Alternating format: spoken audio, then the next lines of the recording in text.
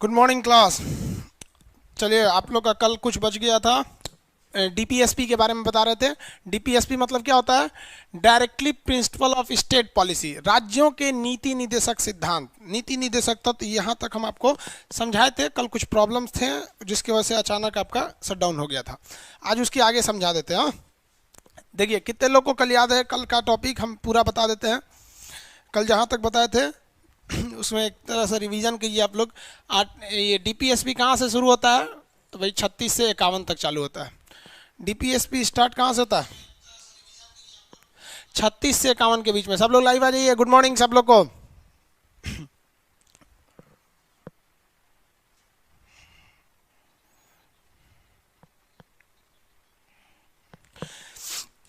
देखिए देखिए सब लोग गुड मॉर्निंग गुड मॉर्निंग। एक ही बार हम बोल देते हैं गुड मॉर्निंग, आप लोग उधर से गुड मॉर्निंग मत बोलिए, आप मन में बोलिए, यहाँ पे भर जाएगा यहाँ पे। आज हम लोग को डीपीएसपी खत्म करना है और ये भी ध्यान रखना है कि इसमें स्टैंडर्ड लेवल के जो क्वेश्चन आते हैं वो यूपीएससी और बीपीएससी की जो कमीशन लेवल के वो कहाँ से पूछे जाते हैं। तो फटाफट पहले थोड़ा सा रिवाइज मारते हैं हम लोग। हमें सबसे रिवीजन आपको रिजल्ट दे सकता है 36 में। बताइए फटाफट, आप में से कितने लोग बता सकते हैं 36 में डीपीएसपी की परिभाषा है या स्टेट की परिभाषा है, राज्य की? किसकी परिभाषा है? फटाफट फटाफट बताइए, स्टेट की परिभाषा है या डीपीएसपी की? 36 में क्या चीज है, स्टेट या डीपीएसपी? Good morning. हाँ state, good good good, state. Sunny Kumar ji state सही बता रहे हैं आप लोग। चलिए कोई बात नहीं, जहां से स्टेट स्टेट सब सही है। स्टेट बहुत अच्छा। डीपीएसपी कौन बोल रहे हैं? ये डीपीएसपी की परिभाषा 36 में थोड़ी है। फिर गलत है, जितने लोग बता रहे हैं 36 में डीपीएसपी है सब गलत है। डीपीएसपी की परिभाषा नहीं है बाबू। भाई डीपीएसपी की परिभाषा क्यों इसलिए देगा आपको? State good.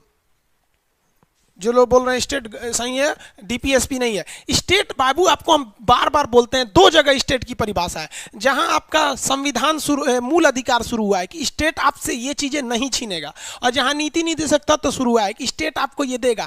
स्टेट किसे कहते हैं? जो अपनी कर्मचारियों की नियुक्ति कर सकता है, उन्हें सैलरी दे सकता है, अपने लिए एक नियम कानून बना सकता है, वही स्टेट है। और उसकी बातों को मानना आपको कानूनी बाध्य होगा, उसे लागू करने के लिए संसद में प्रस्ताव गया होगा। हमारा कोचिंग क्या स्टेट है? नहीं है। हम भले स्टाफ रख सकते हैं, सैलरी दे सकते हैं, नियम कानून बना सकते हैं, लेकिन हमारी कोचिंग के लिए संसद में कोई प्रस्ताव नहीं लाए थे अमित शाह या नरेंद्र मोदी। जिस दिन ला देंगे उस दिन खान सर भी स्टेट हो जाएंगे। समझ में आ गया कि नहीं आ गया? तो कुछ लोग कहते हैं हम ही स्टेट है। अरे भैया तू कौन सी स्टेट है यहाँ पे? तो याद रखिएगा, यही सब फंस जाते हैं। आप कहेंगे ना यूपीएससी बड़ा टफ पूछता है, मार के चलाएंगे। 36 में डीपीएसपी की परिभाषा नहीं है, 36 में स्टेट की परिभाषा है। 37 में न्यायालय नहीं जा सकते, you can't enforce for your DPSP in supreme court either high court. Okay, ये इन्फोर्स नहीं कर सकते। 38 लोक कल्याण की अभिवृत्ति। 39 स्त्री पुलिस को समान वेतन। 39 का क निशुल्क विधि सहायता। 40 गांधी जी कौन सा? ग्राम पंचायत। फटाफट अब 41 और 42 43 इसका एक ट्रिक बताए थे, क्या था? दमन। दमन से कुछ दशाओं में, इन सम कंडीशन, आप कुछ दशाओं में सरकारी सहायता प्राप्त कर सकते हैं। कब? ये तेज हम बोल रहे हैं क्योंकि पढ़ा चुके हैं यहाँ पर। जब बूढ़े हो जाएंगे तब वृद्धा पेंशन, विधवा पेंशन, विकलांग, कुछ दशाओं में। म से मनोचित और न्याय संगत। मनोचित, मनोचित और न्याय संगत, यानी कोई बीमार पड़ गया है तो उससे हैवी ड्यूटी नहीं कराइएगा, उसे छुट्टी दे दीजिएगा, उस छुट्टी का सैलरी मत काटिएगा। कोई गर्भवती महिला है वगैरह तो उसके लिए आपको क्या देना है? प्रसूति सहायता। प्रसूति मैटरनिटी लीव होती है, प्रसूति सहायता मतलब डिलीवरी होता है, प्रसूति सहायता। आप देखिए ना सुनिए ध्यान से, यूपीएससी 2014 का क्वेश्चन कहा था, सुनते रहिए, कितना बेहतरीन क्वेश्चन था, फंसाया था। कहा था कि इनमें से कौन सा डीपीएसपी नहीं है? डीपीएसपी की मतलब समझ रहे हैं? राज्य की नीति निर्देशकता। तो वो यूपीएससी में पूरा बकायदे लिखता है, निम्नलिखित 4 मतलब विकल्पों में से कौन सा एक है जो राज्य के नीति निर्देशक सिद्धांत में नहीं है? Which one of the following in the option which are not in the consider of under DPSP section. तो कौन कौन सा था? एक था आपका ग्राम पंचायत। ग्राम पंचायत तो भाई साहब वो तो 40 में ही है। दूसरा, अब इसमें सारा का सारा ऑप्शन था। एक और था आपका शिशु का, शिशु प्रसूति, शिशु प्रसूति। तीसरा था आपका निशुल्क विधि सहायता, ये भी आपका। चौथा था आपका मेल और फीमेल, इन दोनों को आपको सेम काम के लिए सेम वेतन देना है। लड़का पागल हो गया था कि सर इसमें तो सब है, ग्राम पंचायत 40 में है ही है। प्रसूति सहायता 42 में है, विधि सहायता जो है 39 के कम में ही है, मेल फीमेल को समान वेतन देना इसमें ही है, मारेंगे क्या? तो ध्यान से समझिए क्या गलती किया था वहां पर। बाबू शिशु मतलब होता है बच्चा, छोटका बच्चा जो अभी ये नहीं समझ सकता है कि हम लड़का हैं या लड़की, ओकरा नंगे घुमा देंगे तो घूमने चल जाएगा, कहीं चल जाएगा, मतलब शिशु उसे बोला जाता है जिसे अभी समझ नहीं है कि हम नंगे घूम रहे हैं, मतलब 5-6 साल का लड़का को शिशु बोलते हैं। और उसने क्या लिखा है, शिशु का प्रसव। रे भैया उस तो अपने बच्चा है, ओकर कहाँ से डिलीवरी होगा रे? महिला का प्रसव न होता है कि कोनो छोटका बच्चा का प्रसव होता है, स्त्री प्रसव न होता है। अब लड़का कंफ्यूज। तो यूपीएससी आपसे क्या चाहता है?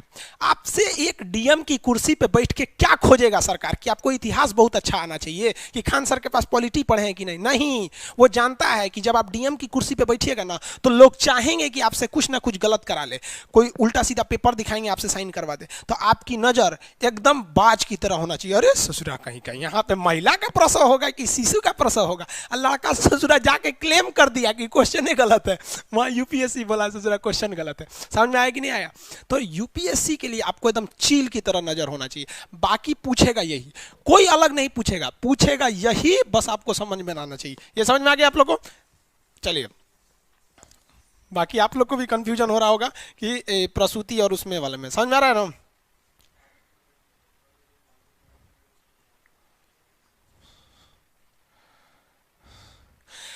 एक चीज बताओ बाबू, यहाँ पे क्या नाम है, राजकुमार जी, सर बायोलॉजी का क्लास नहीं चला आज।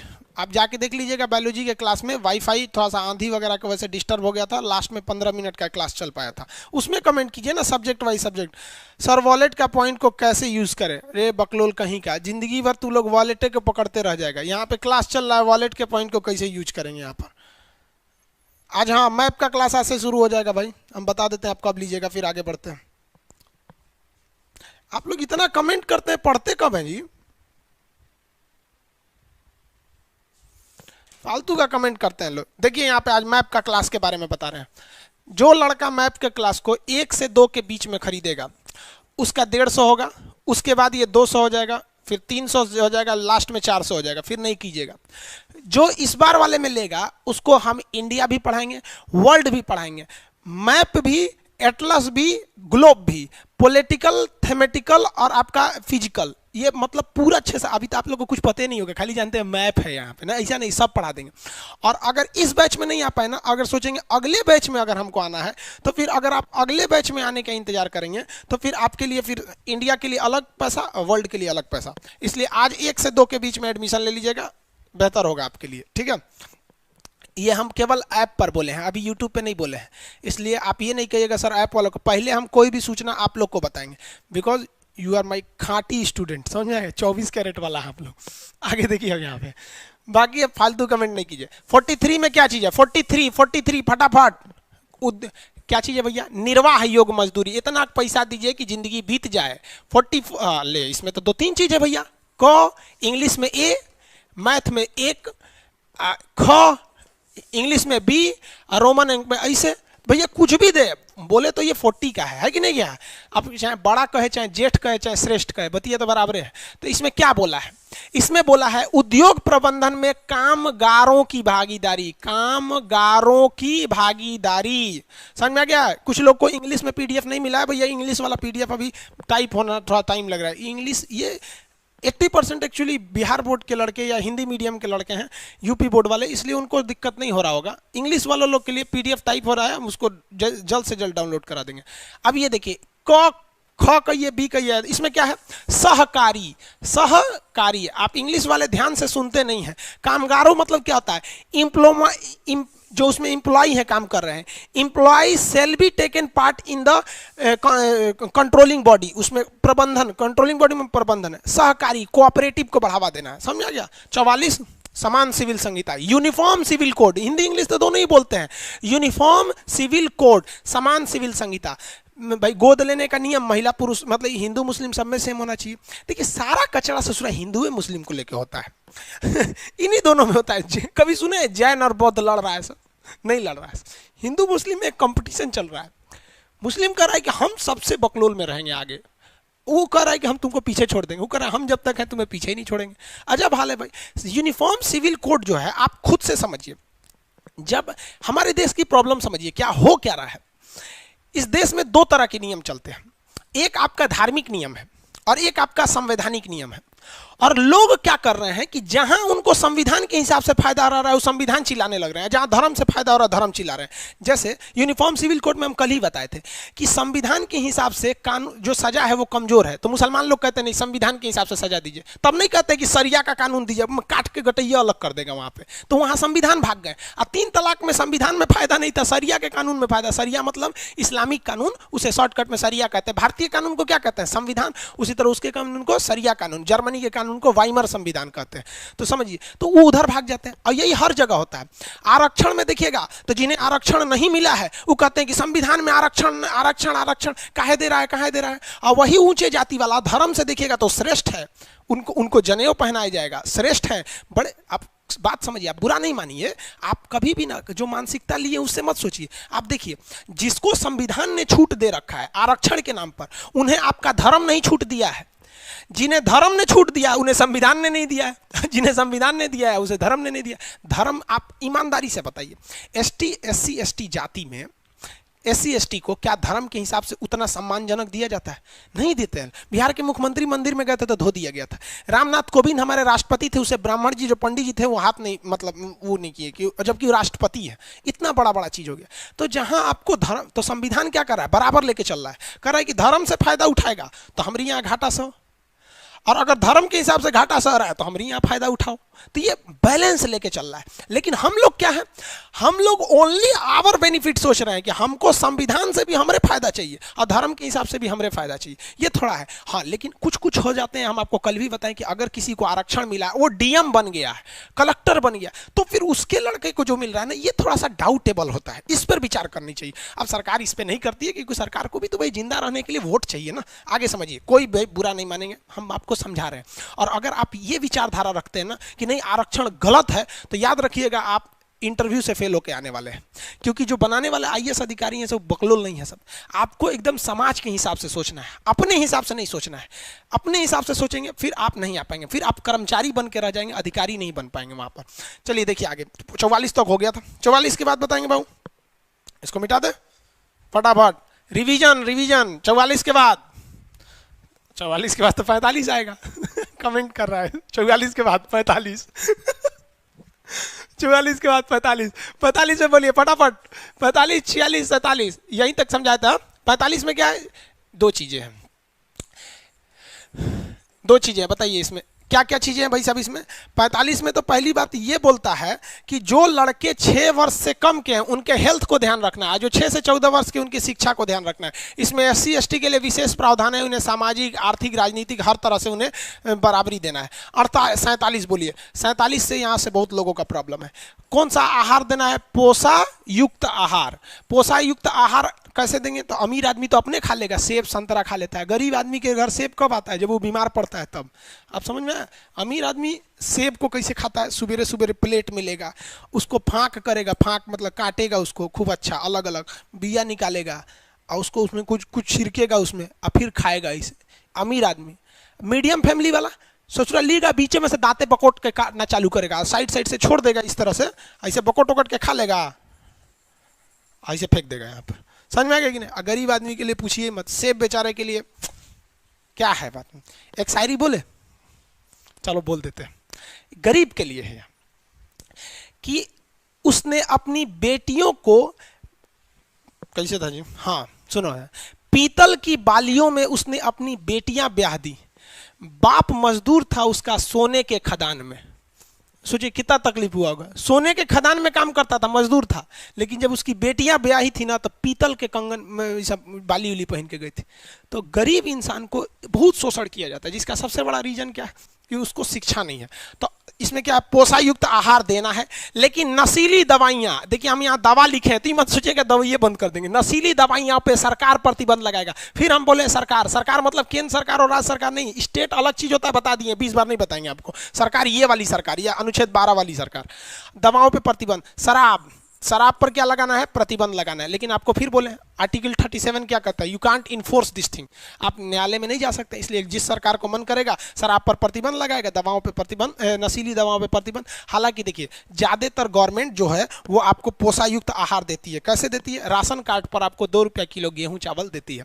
दवा नशीली दवाओं पर ज्यादातर राज्यों में प्रतिबंध है, कुछ चोरी छुपे मिल रहे हैं। तो देखिए अगर आप सोचेंगे 100% राम राज आ जाए तो राम राज जी के में भी समय नहीं था।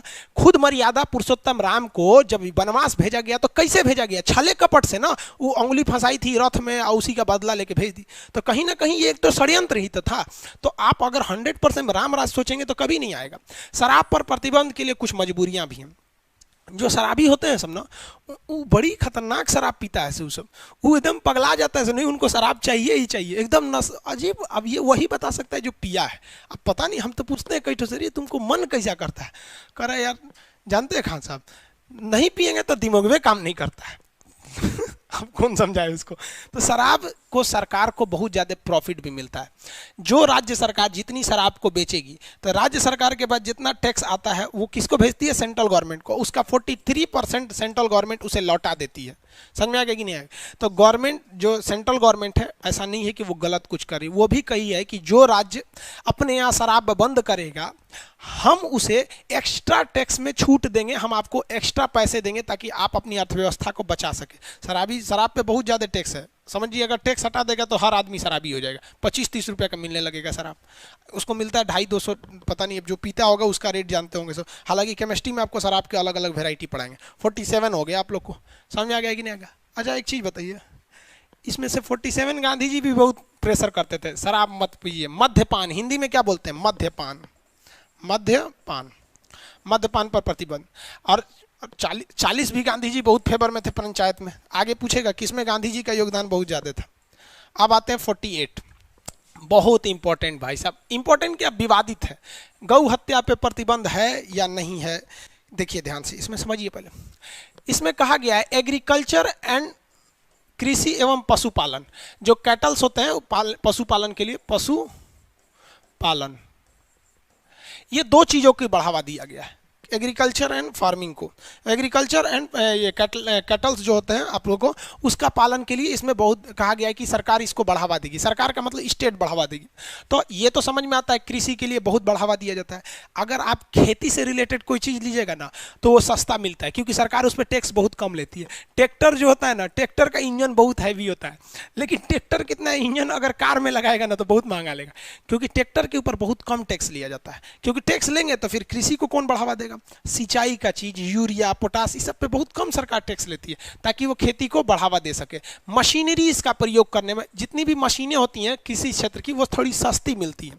उसके अलावा भी अगर देखेंगे तो खेती के लिए अगर आप लोन लेने जाइएगा तो नाबार्ड है, एक ठो नाबार्ड है, आगे पढ़ाएंगे। ये भी क्या करता है, खेती को बढ़ावा देता है। और भी अगर आप देखेंगे तो कई सारी क्रांतियां आई हैं। हरित क्रांति आई है, आपका पीली क्रांति, श्वेत क्रांति तो खैर इससे था, मतलब दूध उत्पादन के लिए था। तो अलग अलग रिवोल्यूशन सुने ना, ये आगे पढ़ाएंगे ज्योग्राफी में आपका।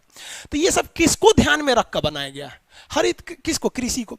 अब आप यूपीएससी या पीसीएस का एग्जाम लिखिएगा और वहां आप लिखिएगा क्रांति के बारे में, सपोज कह देगा कि आप हरित क्रांति पे लिखिए, तो लड़का लिख के चलाएगा हरित क्रांति की शुरुआत तीसरी अर्थव्यवस्था के अंतिम चरण में हुआ। हरित क्रांति की शुरू विश्व में जनक नॉर्मन बोरलॉग थे, जो मैक्सिको में पैदा हुए लेकिन अमेरिका की नागरिकता ले लिए थे। उन्हीं से प्रेरित होकर भारत के एस स्वामीनाथन ने चालू किया। लेकिन हरित क्रांति शब्द विलियम गार्ड ने दिया था। इससे गेहूं और चावल को फायदा हुआ, ज्यादा फायदा गेहूं को हुआ, चावल पे उतना विशेष फायदा नहीं हुआ। लेकिन दलहन की खेती डूब गई, पंजाब में ज्यादा फायदा हुआ। इसने जातिवादी को बढ़ा दिया और समाज में 2 वर्ग लाया, एक उत्पादक, एक ये, सब लिख के चल जाएंगे। लेकिन वो यूपीएससी में जो आपका कॉपी चेक कर रहा है मेंस, वो खोजेगा कि यार इस देश में कुछ भी होगा तो उसके पीछे कहीं ना कहीं संवैधानिक मान्यता होगी कि नहीं। तो ये किस अनुच्छेद से प्रेरित था, तो सबसे पहले आपको शुरुआत यहीं से करना होगा कि अनुच्छेद से, क्योंकि वो देखना चाहता है आपकी कॉपी में कि आप कितने ब्रॉड दिमाग के हैं। तो पता ही है कि अगर हरित क्रांति बोलेगा तो ज्योग्राफी का ये टॉपिक बन जाएगा, लेकिन आप ज्योग्राफी में पॉलिटी घुसा दे रहे हैं कि नहीं, ये मायने रखता है। तो शुरुआतें करिएगा हमारे संविधान के आर्टिकल 48 से प्रेरित होकर नॉर्मन ये आपके एस स्वामीनाथन ने सोचा कि हम कृषि को कैसे बढ़ाएंगे, इसलिए उन्होंने विश्व की कल्पना किया, वहां से प्रेरित होकर। तो जो चीज आपको लगता है कि नहीं अलग है, उन्हें पहले ही दिखा दीजिए, क्योंकि एग्जामिनर आपका शुरुआत का 10 लाइन और लास्ट का 10 लाइन खूब मन से पढ़ता है, और बाद वाला ऐसे ऐसे ऐसे पढ़ते चल जाता है। समझ में आया कि नहीं आ गया? कुछ नहीं तो अगर यही करना है तो जाके दिल्ली में दीजिएगा फीस अपना, 1 लाख रुपया लेगा सब मेंस का। समझ में आया कि नहीं? तो ये कृषि एवं पशुपालन की चर्चा किसमें है? ये आपका इस यहाँ पे आ गया 48 में। इसी में बोला गया पशुपालन। पशुपालन भी जरूरी है, और इसमें कहा गया है कि सरकार 2 चीजों पे ध्यान दीजिएगा, आर्थिक रूप से और दुधारू। आर्थिक रूप मतलब दुधारू, मतलब जिन जानवरों से फायदा हो रहा है अर्थात जो दूध दे रहे हैं उनकी हत्या नहीं किया जाएगा। दुधारू पशु अर्थात जिनसे हमें इकोनॉमिकली बेनिफिट हो रहा है उनकी हत्या नहीं की जाएगी। इसमें स्पष्ट गाय शब्द नहीं है। अब यहां कहा जाता है कि गाय की बलि देनी चाहिए या नहीं देनी चाहिए। बात समझिए, थोड़ा कंट्रोवर्शियल टॉपिक है, इसे आप पहले आप हिंदू मुस्लिम की नज़र से छोड़ के हटिए। एक देखिए देश में हो क्या रहा है। सपोज कीजिए कि आप डीएम की कुर्सी पे बैठे, आप डिसीजन लीजिए अपने जिला के लिए। अगर आप देखेंगे तो गाय जो है पालन, अगर देखेंगे 2 चीज होता है, एक गाय पालन और एक गाय हत्या, 2 चीज होती है।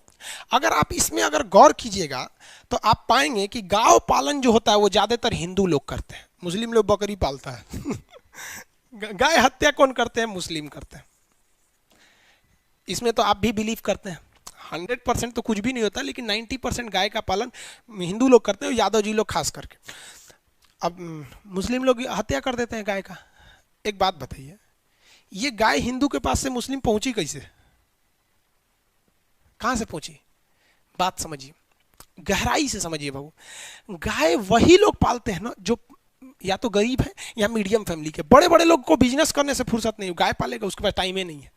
अब वो बेचारा गाय के दूध पर डिपेंड है।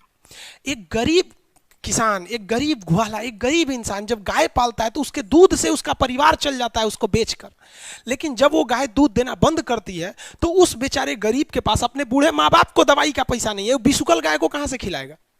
नहीं ना खिला पाएगा वहां पर, तो वो प्रॉब्लम आ जाता है। तो वो बेचारा कुछ पैसे के वजह से मजबूरी से अपनी धर्म को जानते हुए, ये जानते हुए कि हमारी गौ माता है, फिर भी बेचारा वो दलाल को बेच देता है, और ये जानते हुए कि इसको कसाई के पास ले जाएगा, क्योंकि उसको नहीं पता है कि कसाई के पास ले जाएगा। वो कुछ पैसे के बेचारे की वजह से वो बेच देता है, और वो अपने दिल पे पत्थर रख के बेचता है, वरना कोई हिंदू नहीं जाएगा बेचने के लिए। और जो मुसलमान काट रहा है ना, वो भी बेचारा गरीबे है। अगर जो बकरी काट रहा है, जो गाय काट रहा है, अगर उसे आप 15 से 20 हजार रुपए की सैलरी देके कहीं नौकरी पे बैठा दीजिएगा ना, गाय काटना छोड़ देगा, नहीं काटेगा। हमसे कोई कहेगा मुर्गा काटिए ना, हम काटेंगे, बकरी काटिए काटेंगे। हमरा से कोई कहेगा गाय भैंस काटिए काटेंगे। काय लिए भैया, हमको अपना जॉब से मतलब है, हमको अपना काम से फुर्सत नहीं है, बकरी काटने जाएंगे वहां पे। तो बात अगर आप गहराई से देखिएगा ना, तो ये इसका भी रोजगार है। अगर ये काटेगा नहीं तो इसका परिवार बाल बच्चा मर जाएगा, खाए पीना वहां पे, रोजगार के कंडीशन देखिए। अब इसमें क्या करिएगा, हिंदू बेचारा मजबूर। अब जो दलील दिया जाता है सुप्रीम कोर्ट में, वो ये कहा जाता है कि अगर मुस्लिम अपनी आय के लिए काट दिया तो गुनहगार है, लेकिन हिंदू जो बेचा है वो कहां गया? उसको नहीं पता था कि हम बेचेंगे। आप खुद बताइए, एक बूढ़ी गाय, एक बिसुकल गाय को आप बेच देते हैं 15-20 हजार रुपए में, आपको नहीं पता है कि इसको काटेगा रियल में। अगर आप इस काटने को गुनहगार मानते हैं, बात समझिए, तो आप ये क्यों नहीं कहते हैं कि बेचना भी गुनाह है? हाँ, आप बात समझिए। आप एक अधिकारी के डिजाइन से सोचिए, एक जज के हिसाब से, भाई गलती था। अगर बात चलिए, अगर बाजार में आम बिकेगा ही नहीं तो खरीदार कहां से आएंगे? अगर ये कसाई क्या गाय पालता है? नहीं पालता है, यहाँ पे दलाल घूमते हैं, सब काट देते हैं। तो इसके लिए गवर्नमेंट को क्या करना चाहिए? हर जिले में एक गौशाला बना देना चाहिए, उसका खर्च सरकार को उठाना चाहिए, और भाई जिसकी गाय बूढ़ी हो गई वो जाके उसमें छोड़ दे। अब बताइए, यहाँ गौशाला को खाने को पैसे, आपको लगता है यहाँ लोग भूख से आदमी मर जाता है, गाय को खाना खिलाएगी हमारी सरकार? और जो गौशालाएं हैं उनमें जाके देखिएगा, आप दंग रह जाएंगे वहां गायों की स्थिति देखकर। आप कहेंगे कि इससे तो आसान मौत कसाई दे देता था।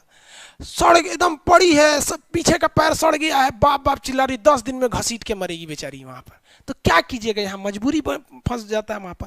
अब यहाँ समझिए, ये तो आप कंट्रोवर्शियल समझ रहे होंगे, इसका एक ही रास्ता है। अगर आप गौ हत्या को रोकना चाहते हैं तो आप एक गौपालन बनाइए जिसमें किसान अपनी बूढ़ी गाय को ले जाके छोड़ दे वहाँ पर। समझ में आएगी नहीं। दूसरा, अगर आप सोचेंगे तो वो बेचारा वो भी गरीब है इसलिए बेच रहा है, आइए इसको अपना रोजगार ही काट रहा है, वरना सब कसाई थोड़े ना काटते। एक गो कसाई ऐसे मर्सिडीज में घूम रहा है, आपको क्या लग रहा है बकरी काट के मर्सिडीज में घूमेंगे? नहीं ना, हर वर्मा जी सोनारे थोड़े होते हैं, लोग कोई बिजनेस में भी कर लेते हैं। अब बात करते हैं, ये तो भाई एक सामाजिक समस्या आ गई। देखिए हिंदू धर्म की एक वो पवित्र है गाय वगैरह, इसलिए उनकी भी वो है। लेकिन सुप्रीम कोर्ट में मानने जाइएगा ना, तो सुप्रीम कोर्ट में जज होते हैं, वो कहते हैं मेघालय में तो भाई सबसे ज़्यादा हिंदू रहते हैं, वहाँ तो वो लोग खा लेते हैं। तो मेघालय की ये समस्या है। देखिए नॉर्थ ईस्ट जो है ना, इंडिया का ये नॉर्थ ईस्ट, मेघालय के लोग रहेंगे भाई, बुरा नहीं मानिएगा, हम आपको गवर्नमेंट का आंकड़ा बता रहे हैं, हम अपना आंकड़ा नहीं बताते हैं आपको। तो ये जो नॉर्थ ईस्ट वाला एरिया देखेंगे ना, आसाम साइड वाला, ये वाला एरिया, बंगाल आसाम साइड में, तो यहाँ के लोगों को खाने का जो कल्चर है वो इंडिया से अलग है। अब यहाँ पे आप इधर देखें, नागालैंड में लोग कंकाल पहन के घूमते हैं, क्या हम लोग घूमते हैं? नहीं। तो इन लोग का जो कल्चर है वो अलग ही कल्चर है। तो यहाँ पे गाय भैंस ये सांप बिच्छू खा लेते हैं लोग, नागालैंड वाले लोग, हम लोग नहीं खा पाते हैं लोग। तो इन लोग का वो अलग चीज़ है, आप उसको इधर से नहीं मिलाएंगे, वो कल्चर का बात आ जाता है। अब बात करिए, सुप्रीम कोर्ट ने कहा गया, संविधान कहता है कि आर्थिक रूप से अर्थात दुधारू जानवरों की हत्या नहीं करेंगे। तो सुप्रीम कोर्ट में पिटीशन डाल दिया गया, मुकदमा, कि जो गाय बिसूक गई है हम उसकी तो हत्या कर सकते हैं। तो सुप्रीम कोर्ट ने कहा हाँ हाँ, जब दूध नहीं दे रही है तो हत्या कर सकते हैं। समझ में आ गया कि नहीं आ गया? लेकिन सुप्रीम कोर्ट को पावर है अपने फैसले को बदल देने का। एक आदमी और सुप्रीम कोर्ट में मुकदमा कर दिया, और पढ़ा लिखा था, वो कहा था कि ये सुप्रीम कोर्ट, खाली दुधारू थोड़े लिख लो संविधान में। संविधान में लिखा है कि आर्थिक रूप से जिससे लाभ हो रहा है आप उसकी हत्या नहीं कर सकते हैं। साइंस में गाय के जो मूत्र होते हैं उससे कई सारी दवाइयां बनती हैं। गाय का गोबर से आजो गांव में लिट्टी चोखा लगता है, वो बनता है वहां पे। तो भाई गोबर भी तो काम का चीज है, गाय की पेशाब भी तो काम की चीज है, दवाइयां बनती हैं, तो वो भी तो आर्थिक रूप से आ जाएगी। तो सुप्रीम कोर्ट ने कहा हाँ, तब इस आधार पर भी हत्या नहीं कर सकते। समझ में आ रहा है कि नहीं आ रहा है? तो जब आप मेंस लिखिएगा ना, इसे मेंस यू में, तो सारी बतिया लिखिएगा और ये बात दर्शाइएगा कि समस्या क्या है। आप ऐसे नियम बना देने से नहीं हो जाता है, समस्या समझिए। आप दिल पे हाथ रख के खुद से पूछिए, क्या कोई हिंदू अगर उसको ऐसी सुविधा मिले कि अपनी गौ माता को ले जाके किसी गौशाला में छोड़ दे, तो कभी वो कसाई के हाथ बेचेगा? नहीं बेचेगा। यहाँ बेचारा वो मारा जाता है, उसको अपनी बहुत एक श्रद्धा होती है, सबसे बड़ी धर्म क्या है, एक आस्था का चीज है। वो मजबूरी में आके बेच देता है। गरीबी क्या नहीं करा देता, अपने बाप का मर्डर करा देता है ये सब चीज में। ये सब बहुत खराब चीज हो जाता है सब। तो आप समझ में आ रहा है आपको? किसी को कोई दिक्कत नहीं है। तो गौ हत्या पे अस्पष्ट गौ हत्या की चर्चा है क्या? नहीं है। अब इसमें बकरी भी तो इसी में आ जाती है भाई, वो भी तो दुधारू है। तब जाइएगा तो सुप्रीम कोर्ट इसमें हस्तक्षेप नहीं करता। लेकिन आपको पहले बताया गया है कि सुप्रीम कोर्ट जब लागू नहीं कर सकता है तो मना भी नहीं कर सकता है। इसी में आएगा ना 48, अगर राज्य यानी कोई स्टेट गवर्नमेंट, कोई राज्य सरकार या कोई केंद्र सरकार गौ हत्या पे प्रतिबंध लगा देगी तो सुप्रीम कोर्ट कहेगा ठीक है लग जाएगा। लेकिन हम आपको बताते हैं, सुनिए ध्यान से। गवर्नमेंट आपसे दो बातें करती है। जो गाय को काटने के लिए जो आता है ना, जो स्लॉटर हाउस बनते हैं सब, उसका जो आरी वगैरह आता है गाय के काटने के लिए, गाय को काटने उसके गाय को काटने वाली मशीनें अलग ही होती हैं सब, वो सब काटने वाली। आप कभी यूट्यूब पे देखे होंगे, स्लॉटर हाउस लिखिएगा यूट्यूब पे तो आ जाएगा। उस पे भारत में 20% टैक्स था। गाय काटने के लिए जो मशीनें थी उस पर 20% टैक्स था। गवर्नमेंट ने उस पर 5% टैक्स कर दिया। गवर्नमेंट ने कितना कर दिया? 5% टैक्स कर दिया। ये जाके आप गवर्नमेंट के डाटा पे चेक कर लीजिएगा। और वो जो भोंपू बने हैं गवर्नमेंट के, वो कहते हैं गौ हत्या को बंद करो, बंद करो भैया, बंद करो। देख लो, समझ में आ गया कि नहीं आ गया? तो इसलिए सोच समझ के कोई चीज डिसीजन लेना चाहिए। आगे बढ़े। ये तो भैया हो गया 48। इसमें दो चीजें हैं, कृषि और पशुपालन। पशुपालन को बढ़ावा दीजिएगा। आज भी पशुपालन को कीजिएगा तो आपको बहुत सस्ता मात्रा में लोन वगैरह मिल जाते हैं। सर समझ में आ गया कि नहीं आ गया? किसी को कोई दिक्कत नहीं है? आगे बढ़ जाए। अरे भैया कमेंट करके बताओ, आगे बढ़ जाए। समझ में आ गया?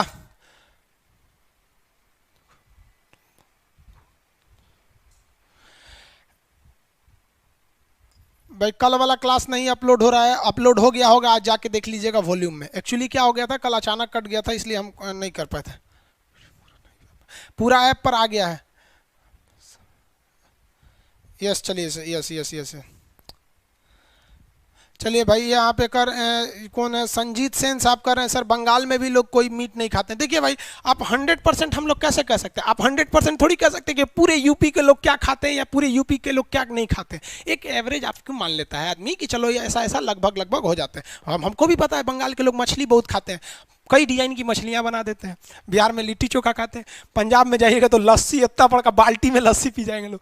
तो वो एक मेजोरिटी के हिसाब से हम बता रहे थे। हाँ, अब एक चीज देखिए ध्यान से, एक संविधान बनाया गया, यहाँ पे बहुत लड़का फंस जाता है और ये कई बार क्वेश्चन में फंसाया हुआ है। देखिए कैसे, ये समझ में आ गया ना? चलिए, हमारे संविधान में एक संशोधन किया गया, 42वां संशोधन, 42nd amendment in Indian constitution 1976। Indira Gandhi ji थी यहाँ पर, इंदिरा गांधी। ये जो संशोधन किया गया था सरदार स्वर्ण सिंह समिति के सिफारिश पर किया गया था। सरकार कोई भी काम करती है ना तो किसी बड़े अधिकारी को, ये क्या खुल गया भाई, उधर भागो, किसी बड़े अधिकारी को कह देती है कि आप हमको सलाह दीजिए। तो इस आधार पर एक संशोधन किया गया। संशोधन करके क्या कहा गया, दो बातें कहा गया। स्टेट, फिर बताते हैं स्टेट मतलब क्या होता है, राज्य। स्टेट मतलब राज्य, बहुत लड़का कंफ्यूज हो जाता होगा भाई साहब, ये राज्य वो प्रांत वाला राज्य नहीं है, यूपी बिहार, समझ रहे हैं लोग कि नहीं? राज्य को कितनी बार बोले, समझ जाएंगे अब आप लोग। एक जिम्मेदारी दी गई राज्य को, राज्य में मतलब हर एक स्टेट आते हैं, स्टेट वो रहने वाला है। दूसरा दिया गया आपको सिटीजन को, सिटीजन हिंदी में कहते हैं नागरिक, पढ़ा दिए नागरिकता, नागरिकता, ठीक है।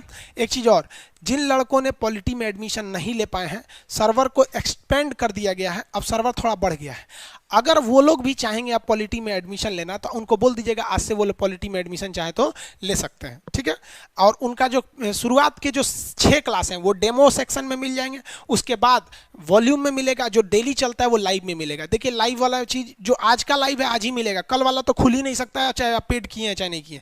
तो उन्हें बता देंगे आप लोग कि वो आज शाम से एडमिशन ले सकते हैं लोग, और आप लोग आज 1 बजे से नक्शा वाले में ले लेंगे। देखिए यहाँ ध्यान से, 42वां संविधान संशोधन क्या कहता है कि पर्यावरण के लिए, किसके लिए? पर्यावरण के लिए और वन्य जीव, ध्यान से समझिएगा भैया, कहा गया है कि जिस तरह से कृषि की जरूरत है, किसकी जरूरत? जिस तरह से कृषि की जरूरत है और पशुपालन की जरूरत है, तो हम लोग वही पशु को पालते हैं जिससे हमें फायदा है। कोई शेर पालता है जो खा के खत्म कर देगा, हाँ नहीं ना पालेगा, तो हम वही पशु पालते हैं जिससे फायदा है। तो इसका मतलब जिससे फायदा नहीं है उसको मार देना चाहिए। तो इसी के लिए किया गया सरदार स्वर्ण सिंह समिति की सिफारिश पर ये 42वां संविधान संशोधन। और इसमें कहा गया कि देखिए, जिस तरह से कृषि आप अपने फायदा के लिए करते हैं, लेकिन बहुत से ऐसे पेड़ पौधे हैं जिससे आपको कोई फायदा नहीं होता। बबूल के पेड़ में केवल कांटा होता है, लेकिन वो पर्यावरण के लिए जरूरी है। अर्जुन का पेड़ है, अशोक का पेड़ है, उससे कुछ नहीं मिलता, आपको खाने वाला चीज है। पीपल के पेड़ से खाने वाला कोई चीज नहीं मिलता है, लेकिन ऑक्सीजन मिलता है, पर्यावरण के लिए जरूरी है। तो उन्होंने कहा कि वैसा पेड़ पौधा जो हमें खाने पीने का देता है उसे हम कृषि में भेज देते हैं, लेकिन जो खाने पीने का नहीं देता है वो पर्यावरण के लिए जरूरी है। वैसा जानवर जो हमें दूध देता है, मांस देता है खाने के लिए, उसे हम पशुपालन के लिए कर देते हैं, लेकिन यहाँ जो दूध देता है ना मांस देता है उसको हम वन्य जीव में रखेंगे। इसलिए जिस तरह से कृषि और पशुपालन जरूरी है, सेम उसी तरह पर्यावरण और वन्य जीव भी जरूरी है। इसलिए सरकार को ध्यान रखना चाहिए कि पर्यावरण को ध्यान रखा जाए। तो इसमें इन्होंने एक संशोधन करके 48 में जहां कृषि और पशुपालन था उसमें क जोड़ दिया। हम आपको पहले ही बताए हैं, क जोड़ेगा, इंग्लिश में कहिएगा तो इसको बोल देंगे ए, और रोमन में कहिएगा तो इसे बोल देंगे फर्स्ट। तो भाई इतना लिखेंगे कंफ्यूजन हो जाइएगा, आप बस क समझिए। जोड़ दिया। कहा गया कि हर एक स्टेट का यह जिम्मेदारी है कि पर्यावरण को बचा के रखे। इसलिए देखेंगे उत्तराखंड में Jim Corbett national park, UP में दुधवा नेशनल पार्क, राजस्थान में घाना, सरिस्का, केवला देवी, नाहरगढ़, दुनिया भर का है वहां पर। गुजरात वाले देखेंगे तो आपका वहां कच्छ मेरीन, नल सरोवर वहां पे हो जाएगा, कान्हा, किसली, बांधवगढ़ मध्य प्रदेश में। बिहार वाले आ जाएंगे तो आपका यहाँ पे चंपारण में वाल्मीकि हो जाएगा। उदयपुर भी बिहार में ही है, मत बोल लीजिएगा राजस्थान में, उदयपुर राष्ट्रीय उद्यान वहाँ पर है। बंगाल में है वहाँ पे दार्जिलिंग के पास। अब असम में तो काजीरंगा, दुनिया भर के हैं सब, हर राज्य में है सब। ज्योग्राफी में सबको बताएंगे नक्शा के हिसाब से। तो बताया गया कि नहीं गया, पर्यावरण की रक्षा करना है, साथ ही उसमें जो वाइल्ड लाइफ है, वन्य जीव हैं, उनकी भी रक्षा करना है। अब बताइए ना, बाघ कोई पालता है? पूरी इंडिया में, पूरे वर्ल्ड में सबसे ज्यादा बाघ हम लोग के पास है, समझ में आ गया कि नहीं? टाइगर भाग के चला आया सब, यहाँ पे भाग के नहीं आया, हम लोग बाघ की बहुत ख्याल रखते हैं। हाथी जनरली तो आप कोई पालता नहीं, सुजुरा बारात का खाना अकेले खा जाती है। तो हाथी, ऊंट, घोड़ा, शेर, बाघ, हर चीज को हम लोग वाइल्ड लाइफ सेंचुरी में रखते हैं कि नहीं? इसके लिए अलग अलग चीजें बनाई गई हैं। ज्योग्राफी में क्वेश्चन पूछा था यूपीएससी 2014 में कि वन्य जीव अभ्यारण्य और राष्ट्रीय उद्यान, देखिए एक होता है अभ्यारण्य, अभ्यारण्य, एक होता है राष्ट्रीय उद्यान, एक होता है जीव मंडल रिजर्व। ये सब में साइज का अंतर है, कुछ बेसिक अंतर है। ये तीनों किस लिए बनाए जाते हैं भाई? तो पर्यावरण और वन्य जीव की रक्षा के लिए बनाए जाते हैं। तो क्वेश्चन तो पूछेगा ज्योग्राफी में, लेकिन आपको पॉलिटी से रिलेट करना पड़ेगा। आज इतने ज्यादा वन्य जीव अभ्यारण्य बनाए जा रहे हैं, क्यों? क्योंकि हमारे संविधान में कह दिया गया है, सरदार स्वर्ण सिंह समिति के सिफारिश के आधार पर कहा गया है कि हर एक स्टेट की जिम्मेदारी होगी आर्टिकल 48A के तहत कि पर्यावरण को बचाए और वन्य जीव को बचाए। समझ में आ गया कि नहीं? साथ ही साथ इसी अमेंडमेंट के द्वारा हर एक सिटीजन का कर्तव्य बना दिया गया कि आप भी क्या कीजिएगा 41A के तहत, 51 के क के तहत, कि हर एक आदमी का भी यह कर्तव्य है कि आप भी पर्यावरण को बचाइएगा और जंगली जानवरों को बचाइएगा। समझ में आ गया कि नहीं आ गया? लेकिन इत्तेफाक देखिए, जो नीति निदेशक तत्व हैं वो सरकार की इच्छा पे है, करे चाहे ना करे, और जो हमारा जो फंडामेंटल ड्यूटी है, हमारा जो कर्तव्य है, मूल कर्तव्य या मौलिक कर्तव्य, ये भी हमारी इच्छा पे है, करे चाहे मत करे। यानी पर्यावरण को बचाने की जिम्मेदारी स्टेट को भी थोपी गई है, सिटीजन को भी थोपी गई है, लेकिन दोनों को ऐसे थोपा गया है कि इन्फोर्स नहीं कर सकते हैं, आपकी इंसानियत पे छोड़ दिया गया है। इसलिए आप आए दिन सोचते हो, देखते होंगे कि काजीरंगा नेशनल पार्क में गेंडा को मार दिया गया। ये सब कुछ पैसे के लिए ना, हमको तो लगता है आने वाले कुछ वक्त में ससुरा इतना लोग गिर जाएंगे कि माँ बाप का मर्डर करना चालू कर देंगे पैसे के लिए। हद है यार, गेंडा को मार देता है। और मानस असम में एक राष्ट्रीय उद्यान है, उसमें हाथी जिस तालाब में पानी पीती थी उसमें जहर मिला दिया, 20 हाथियां मर गई थी सर दांत के लिए।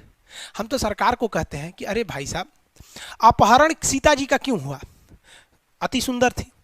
द्रौपदी का चीरहरण क्यों हुआ? अति सुंदर थी, है कि नहीं? हालांकि देखिए, सीता जी का जो अपहरण हुआ वो तो विधि का विधान था। रावण ससुरा, उसको तो भगवान के हाथों मरना था, इसलिए जानबूझ के अझुराया, नबोक थका हुआ। रावण बहुत बुद्धिमान था, वो खुद लक्ष्मण जी शिक्षा लेने गए थे।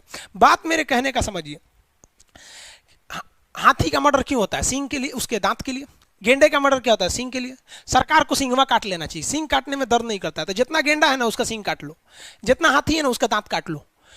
भैया वो दांत के चक्कर में हाथी मारा जाएगी, लेकिन ना सरकार दांत खुले छोड़ देती, लो हाथियां मारा जाती है। बेचारी हाथी क्या कहेगी? वो कहेगी ना लो हमारा दतवा काट लो, कम से कम जिंदा तो रहेंगे। समझ में आएगी नहीं आगे?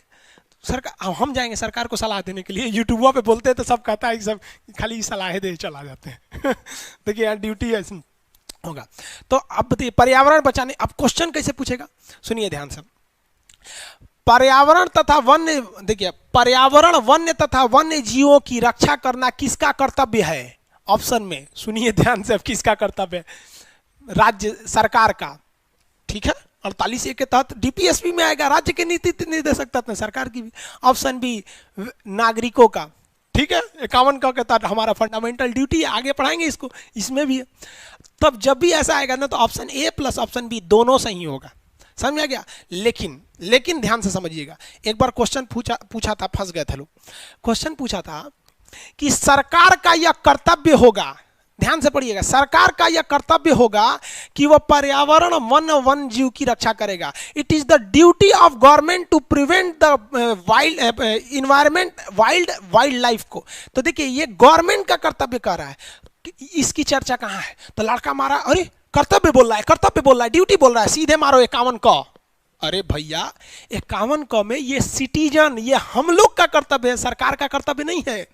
सरकार का जब कहेगा कि सरकार का यह कर्तव्य है कि वह पर्यावरण, वन्य तथा वन्य जीवों की रक्षा करे, तब मारिएगा 48 का क। और जब कहेगा कि हमनी के व्यक्ति का कर्तव्य है, तब कौन सी मारिएगा? 51 का क। और न तो पाथ के चल आइएगा एग्जाम में, कहिएगा कि दूर तरीके, बड़े अजीब अजीब क्वेश्चन था। अजीब नहीं था, अजीब आप थे। समझ में आ गया कि नहीं आ गया? 51 का, हाँ समझ में आ गया? आगे बढ़े। अरे बउआ आगे बढ़ जा।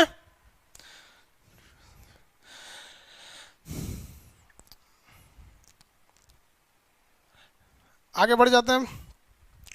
समझ में आ गया होगा। एक आदमी कह रहे हैं सर मैप का क्लास 100 रुपया रख दीजिए। भाई 100 रुपया मेरा खुद का खर्च आएगा।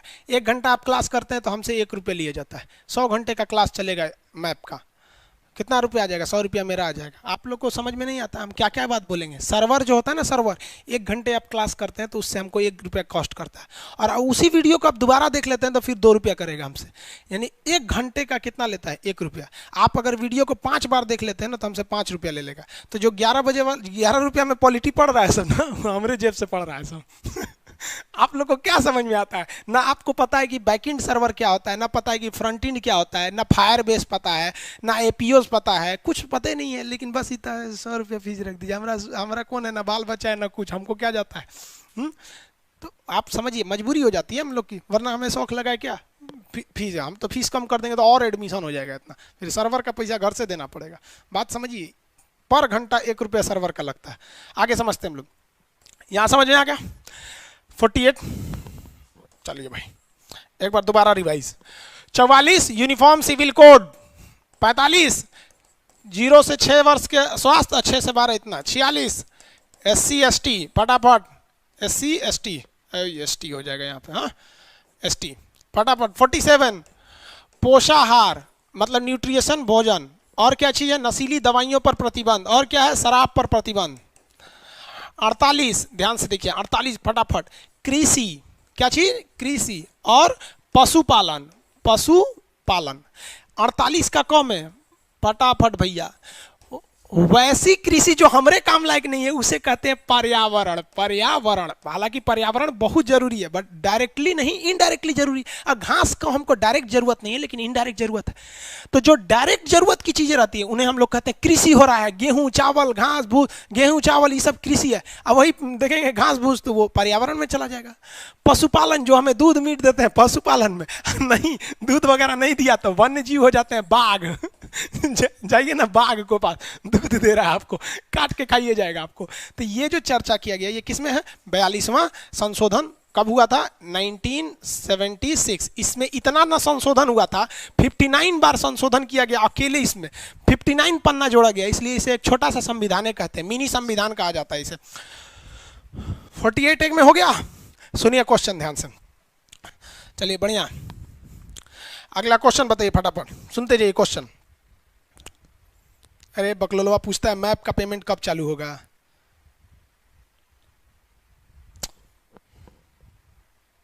चलिए ध्यान से समझिए, 10 बार बोलेंगे कि चीज भगाओ, अबे लाइव आएगा तो एगो गुड मॉर्निंग बोल रहा है। क्वेश्चन बताइए, व्यक्ति का यह कर्तव्य होगा कि वह पर्यावरण वन्य जीवों की रक्षा करे। किस आर्टिकल में होगा? व्यक्ति का कर्तव्य, व्यक्ति का कर्तव्य आर्टिकल जल्दी फटाफट लिखिए।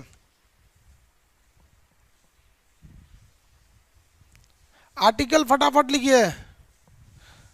360 कौन लिख रहा है भाई? हाँ ठीक है, good good good good good. 51A 51A भाई। 48(1) क्या लिख रहा है भाई? अब किस तरह से समझाएंगे आपको? जब बोल रहे हैं व्यक्ति का कर्तव्य होगा तब आप आंख कनवा बंद करके रहते हैं आप लोग। 51A होगा।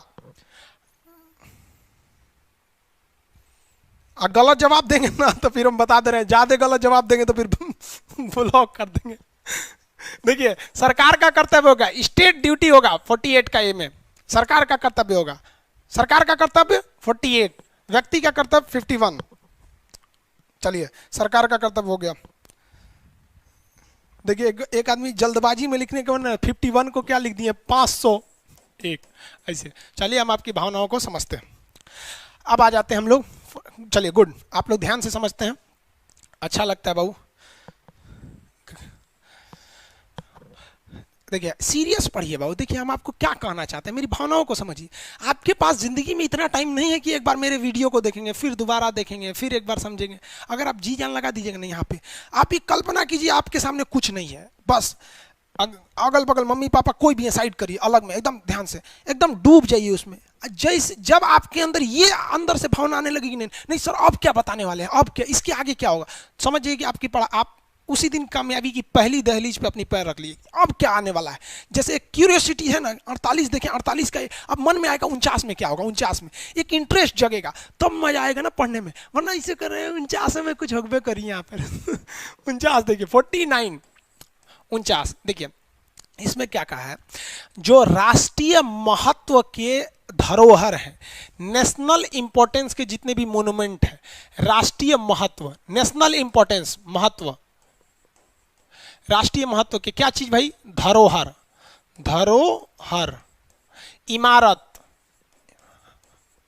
इमारत या पुरातत्व, पुरातत्व, इस सब की रक्षा करना राज्य की जिम्मेदारी है। फिर से बताते हैं, राज्य मतलब केंद्र सरकार, राज्य सरकार नहीं, मतलब सब आ जाते हैं इसमें, केंद्र सरकार, राज्य सरकार, मुखिया, ये सब चीज आ जाएंगे सर राज्य में, इस सब की जिम्मेदारी है आपको। अब नेशनल इंपॉर्टेंस के जितने भी मॉन्यूमेंट है, जो भी बिल्डिंग्स है, या जो भी आर्कियोलॉजिकल साइट्स है, सीबीएसई बोर्ड वाला आर्कियोलॉजिकल कहता है। आर्कियोलॉजिकल मतलब देखिए, सिंधु सभ्यता के दौरान में एक फूटी हुई ऐसी मूर्ति मिली थी, फुटल मूर्ति, लेकिन वो नेशनल इंपॉर्टेंस था कि पूरी दुनिया में सबसे पहला शहरीकरण हिंदुस्तान में हुआ था, इसलिए वो नेशनल इंपॉर्टेंस का, हमारे लिए गर्व की बात है वो चीज, इसलिए उसको रखे हुए हैं लोग। सिंधु सभ्यता के सिक्कों को रखे हम लोग, वो हमारे नेशनल महत्व का है कि हमारे सिक्के थे। पूरी दुनिया में सबसे पहले शीशे का सिक्का चालू किया था सातवाहन वंश वालों ने। सातवाहन डायनेस्टी थी जो महाराष्ट्र और आंध्र प्रदेश के पास थी, वहां पर, वो हिस्ट्री में पढ़ाएंगे आपको, शीशे का सिक्का उसने चालू किया था। चांदी का सिक्का आपका यहाँ पर चंद्रगुप्त मौर्य के समय हुआ था। भारत में पहली बार सोने का सिक्का यूनानी ने लाया था। शुद्ध सोने का सिक्का कुषाण शासन में, सबसे अशुद्ध सोने का सिक्का गुप्त शासन में, अलग अलग टाइप का मौर्य, मयूर शैली का सिक्का, ये सब सिक्के ये क्या है, हमारे राष्ट्रीय महत्व के हैं कि हम उन्हें धरोहर, हम उन्हें संभाल के रखते हैं, और नहीं भी रखेंगे कोई दिक्कत नहीं। क्यों, डीपीएसपी है, 36 से 51 के बीच में कोई जबरदस्ती नहीं, इनकी रक्षा करना है। राष्ट्रीय इमारत देखिएगा आप, राष्ट्रीय इमारत देखिएगा, दक्षिण भारत में आप चली जाइएगा ना, जब दक्षिण भारत की मंदिरों को देखिएगा ना, तो आपका तो दिमाग ही हिल जाएगा, उसने बनाया कैसे रे इसको। दक्षिण भारत में जब मंदिर पढ़िएगा तो आपसे क्वेश्चन पूछता है कि गरुड़ शैली की मंदिर कौन है, द्रविड़ शैली की कौन सी है, नागर शैली की कौन सी मंदिर है, ये सब आप सुने होंगे, बड़ा चीज समझ में नहीं आता होगा, बताएंगे आपको जब दक्षिण भारत में जाएंगे, तो उनको बचा के रखना है दक्षिण भारत की। और अगर आप राजस्थान में चले जाएंगे, राजपूतों के किला देखिएगा, इतना बेहतरीन ढंग से डिजाइन किया है ना राजपूतों के किला को, तो उसको भी बचा के रखना। आप देखेंगे वहां पे किला वगैरह पे पुलिस फोर्स वगैरह सब रहती है, सब वो किला की रक्षा करने के लिए रहते हैं, सब कि नहीं रहते हैं सब, तो इसकी भी रक्षा करना। आप मुगलों की काश्तकारी को देखेंगे, ताजमहल क्या बेहतरीन है, लाल किला, वहाँ पे हमारे राष्ट्रपति प्रधानमंत्री भाषण देते हैं। जमा मस्जिद की जो नक्काशी है वो कितने मतलब डिजाइन से बनाया गया, किला वगैरह। अब आप बिहार में अगर देखेंगे तो फिर आपको राजगीर का मिलेगा आपको, क्योंकि एक्चुअली बिहार का जो अस्तित्व था ना वो प्राचीन काल में था, इतना पुराना हो गया कि अब वो खंडहर के रूप में बचा हुआ है, नया नया इधर से नहीं हुआ। अगर विगत आप देखेंगे 600 साल से, तो बिहार का केवल विनाश होते जा रहा है, और बिहार के लोग को समझ में भी नहीं आ रहा है। उनको चाहिए कि वो खड़ा करें इसको अच्छे से, क्योंकि अगर आप प्राचीन इतिहास में देखेंगे तो बिहार को मगध कहा जाता था। तो ये इमारत को बचाकर धरोहर, अब राष्ट्रीय धरोहर क्या हो जाते हैं सर, राष्ट्रीय धरोहर में हमारे बहुत सी चीज़ें आ जाती हैं सब, जैसे हम राष्ट्रीय धरोहर में आपका धाम आ जाते हैं, उत्तराखंड के धाम आ जाते हैं, या महात्मा बुद्ध के जो उपदेश दिए हुए स्थान है सारनाथ में राष्ट्रीय धरोहर है। जो अशोक स्तंभ है जिसपे शेर है सर, हमारा राष्ट्रीय चिन्ह है, वो राष्ट्रीय धरोहर है हमारे लिए। इंडिया गेट हमारा राष्ट्रीय धरोहर है कि जब हम गुलाम बने थे तो अंग्रेजों को जिताने के लिए हमारी सेना गई थी 7 समुंदर पार अंग्रेजों को लड़ने के लिए, वो बहादुरी थी हमारे अंदर यहाँ पर, तो हमारा राष्ट्रीय धरोहर है। लाल किला हमारा राष्ट्रीय धरोहर है, समझ में आ गया कि नहीं आया। इसी राष्ट्रीय धरोहर की रक्षा करने की जिम्मेदारी सरकार की है। इसको ध्यान में रखते हुए क्या बनाया गया, आर्कियोलॉजिकल सर्वे ऑफ इंडिया, भारतीय पुरातात्विक संगठन का स्थापना किया गया था। और ये भारतीय पुरातात्विक संगठन जो है वो क्या काम करता है भाई, भारतीय पुरातात्विक सर्वेक्षण, तो ये अलग अलग चीजों को क्या करता है, उस पर एक बढ़िया से उसकी देख रेख करता है। और हर एक मोन्यूमेंट की रक्षा करने के लिए सीआईएसएफ के जवान को लगाया गया है। सीआईएसएफ का जवान, central industrial safety force, Taj Mahal पे देखिएगा तो सीआईएसएफ लगे रहते हैं सर, तो ये इनकी रक्षा करने वाला है। समझ में आया कि नहीं आ गया, किसी को कोई दिक्कत है। यहाँ देखिए तो पर्यावरण को बचाने के लिए क्या बनाया गया था, national green tribunal, NGT, national green tribunal, ये पर्यावरण को बचाता है। एनजीटी आगे आपको पढ़ते रहना है एनजीटी के बारे में। एक ही देखिए है क्या कि जहां जहां चीजें रहती है हम रिलेट करके आपको बताते हैं। एनजीटी पढ़ाएंगे कब, आपको भाग 14 के क में पढ़ाएंगे, जब आपको वहां प्राधिकरण या ट्रिब्यूनल पढ़ाएंगे। अभी तो आप भाग 4 पढ़ रहे हैं, तो आप कहेंगे सर ये लिखवा नहीं रहे हैं, आप कहेंगे लिखवा नहीं रहे, भाई जहां आएगा जरूरत वहां लिखवा देंगे हम, आपसे ज्यादा चिंता है हमको। आपका रिजल्ट होगा ना तो हमारे पास ऑटोमेटिक अगला बैच में लड़का आ जाएगा, समझ में आएगी नहीं, म्यूचुअल रिलेशन है। अब आप बताइए ना, आपका रिजल्ट हो जाएगा तो आपका अपने भाई रिश्तेदार को दूसरे जगह भेजिएगा, हमारे पास तो भेजिएगा। सिस्टमेटिक उसीलिए पढ़ा रहे हैं आपको। तो ये समझ में आ गया राष्ट्रीय महत्व को। राष्ट्रीय महत्व को क्या कहते हैं, नेशनल जो इंपॉर्टेंस के जितने भी मॉन्यूमेंट्स हैं, जितना आर्कियोलॉजिकल साइट है, जितने भी आपको धरोहर है। अब इसमें ना धरोहर में एक और चीज़ आता है, आप सुनने होंगे यूनेस्को के धरोहर में आ गया। किसमें? यूनेस्को के धरोहर में। किस आर्टिकल के तहत? 49 के तहत हमारे धरोहर में आ जाता है हुमायूं का मकबरा जिसे लाल ताजमहल कहते हैं, बीवी का मकबरा जिसे घटिया ताजमहल कहते हैं, रजिया दुरानी का जो मकबरा है उसे द्वितीय ताजमहल कहते हैं, ये आपका आगरा वाला ताजमहल जिसे पेट्रोडोरा शैली से बनाया गया है। सब चीज पता रहना चाहिए आपको, तभी रिजल्ट होगा। इसे ऊपर ऊपर पढ़ के चलाएंगे तब समझ में आएगा। काला ताजमहल किसे कहा जाता है? काला ताजमहल, काला ताजमहल देखिए शाहजहां ने अपनी पत्नी के लिए बनाया, मुमताज के लिए सफेद ताजमहल, और उसी के बगल में अपने लिए बनवा रहा था काला ताजमहल। तब तक मर गया, मतलब तब तक उसका बेटा आ गया औरंगजेब, खा के छोड़ ऐसा बीवी की याद में तो ताजमहल बनाएगा सरकारी पैसा से, हटो यहाँ से, हटा दिया काला ताजमहल। समझ में? तो काला ताजमहल बन ही नहीं पाया, तो अब बताएंगे क्या? ये तो समझ में आ गया 49।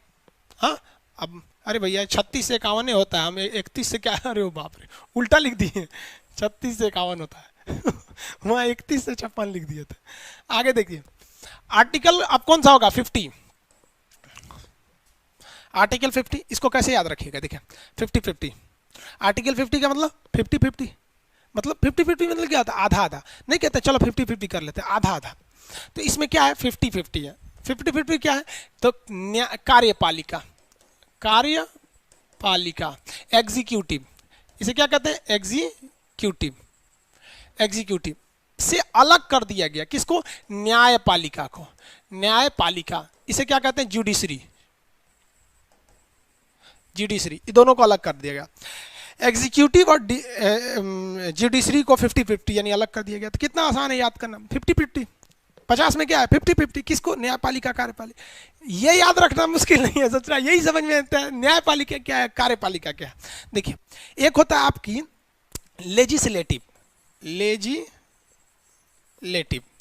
इसे हम लोग कहते हैं विधायिका। देखिए बाबू इसको आगे हम आपको और बहुत डिटेल से पढ़ाएंगे, अभी यहां समझिए। विधायिका में केवल क्या आते हैं? सो नेता। ये लोग का काम है कानून बनाना। संविधान बनने से पहले इसी संसद भवन में बैठ के विधायिका यानी जितने नेताओं ने मिलकर संविधान को बना दिया था। और आज भी नेताओं का काम है संसद में संविधान बना देना। अब देखिए हम संसद में बना दिया लोग कृषि संशोधन विधेयक, उसमें हम आपको यूट्यूब के वीडियो में बताए थे कि केंद्र सरकार को प्याज से निर्यात का प्रतिबंध हटा देना चाहिए, सरकार ने हटा दिया। मेरा बात सुन लिया आप देखिएगा सरकार ने प्याज पे परसों प्रतिबंध, कल प्रतिबंध हटाया, और हम मेरा वीडियो परसों नरसों का, हम बोले थे हटा लेना चाहिए, हटा लिया। अच्छा बात है, हम तो बोलते हैं हर 6 महीने पे लड़कों को वैकेंसी दीजिए, नहीं मानती है सरकार।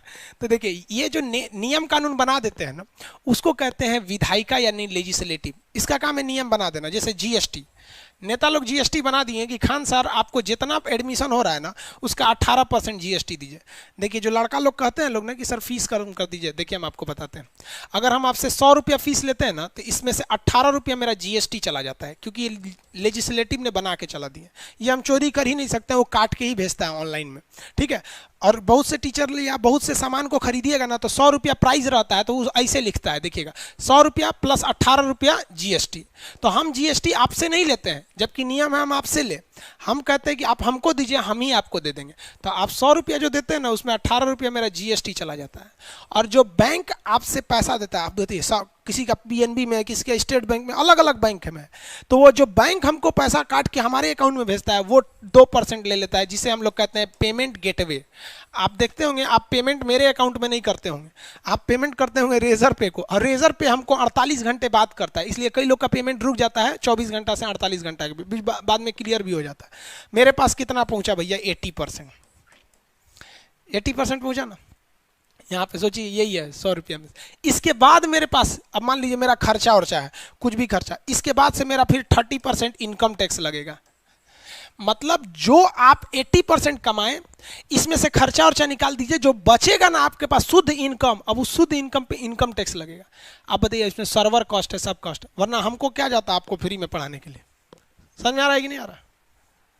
देखिए आगे समझते हैं हम लोग। तो ये जो होता है, ये सरकार नियम बना दी जीएसटी का। और एक बात बताइए, अगर हम जीएसटी नहीं भरे तब, जीएसटी भरने नहीं भरिएगा तो 5 साल जेल है 5 साल लेट हो जाएगा बैच। तो विधायिका नियम बना दी, और नियम ये बनाई कि जीएसटी आपको 18% हर टीचर को देना पड़ेगा। जीएसटी का वीडियो यूट्यूब पे है, आपको अगर जल्दी है तो देख लीजिएगा, नहीं तो इकोनॉमिक्स में पढ़ाएंगे। 18% जो जीएसटी नहीं देगा तो उसको पकड़ेगा कौन? 18% जीएसटी मांगेगा कौन? निर्मला सीतारमन मांगेंगी? ए खान साहब दीजिए नहीं, ये नियम बना दिए। अब उस नियम को लागू कराने का जिम्मेदारी, काम करने की जिम्मेदारी कार्यपालिका, एग्जीक्यूट करने की जिम्मेदारी है खान साहब दीजिए, तो हम देंगे। और नहीं दिए तो यही ससुरा पकड़ लेगा इनकम टैक्स वाला, ये नहीं दिया नहीं दिया। लेकिन ये हमें सजा नहीं दे सकता है, ये हमें पकड़कर कोर्ट के पास ले जाएगा। जज साहब पूछेंगे कौन सी किया है, तो कहना जीएसटी नहीं दिए, तब ये हमको सजा देंगे। समझ में आ गया? तो देखिए, ये तो पहले ही अलग था। इसका काम है क्या होता है, नियम बना के चला गया और कोई काम नहीं होता। पहले ये दोनों एक ही में था। अब मान लीजिए हम जीएसटी नहीं दिए, तो जो इनकम टैक्स वाला हमको पकड़ता था ना, वो क्या कहता था, ए सुनो भाई, एक काम करो, 10 लाख दो, हम मामला सलटा देंगे। तो हम कहेंगे नहीं देंगे, तो ससुरा कहता तो नहीं देगा, ले 20 लाख रुपया तोरा पे जुर्माना मार देते हैं, क्योंकि पकड़ा वही है, मनमानी वही करेगा। तो इसीलिए इसको मनमानी न हो, अलग कर दिया गया। तुम पकड़े ये हो, और खान साहब पर 5 साल जेल होगा कि 10 साल जेल होगा, ये तुम डिसाइड नहीं करोगे, ये डिसाइड करेंगे जज साहब। और जज साहब कैसे डिसाइड करेंगे? सबूत देखेंगे, गवाह देखेंगे, यानी इनकी जिम्मेदारी ये पकड़ के हमको दे देना है। और मान लीजिए कि पहले ये एक ही में था कि ससुरा यही पकड़ता था, यही सजा दे देता था। सोचिए ना, अगर दरोगा ही सजा देने लगे तो ससुरा गांव में आधा लोग को फांसी दे देगा, कहेगा ले 5 लाख रुपया ले आओ, नहीं तो फांसी दे देंगे हम। यहाँ बेहतरीन काम किया कि नहीं किया? भाई साहब, हम आज भी ये दंग रह जाते हैं कि गुलामी के वक्त में हमारे संविधान वालों को इतना दिमाग कहां से आया था। अजीब हाल। और आज के आप ईमानदारी से बताइए, आज के नेता में कोई एक नेता का नाम बताइए जो इतना सोच समझदार वाला हो, जो हमारे लिए इतनी भलाई सोचा हो। अरे बेहतरीन काम करके दिया, वरना नेतवा भेज दिया रहता सब देश ससुरा सब यहाँ पर अलग कर दिया। अच्छा किया कि नहीं किया? क्या आप बताइए मित्रों, अच्छा किया गया कि नहीं किया गया? मित्रों समझ में आ रहा है कि नहीं? तो कार्यपालिका को से न्यायपालिका अलग करना जरूरी था। आज विधायिका ने नियम बना के चला गया, हमारे संविधान वाले, जो उस वक्त की विधायिका थी, कि अगर आप किसी की मर्डर कर देंगे, हत्या कर देंगे, मर्डर कर देंगे, तो 302 का मुकदमा लगेगा। तो मान लिया कि किसी ने मर्डर कर दिया, तो विधायिका ने तो पहले कानून बना रखा है, 302 के तहत हो गए। अब कार्यपालिका में कौन आएगा? पुलिस। पुलिस आपको पकड़ लेगी, काहे मर्डर किया रे?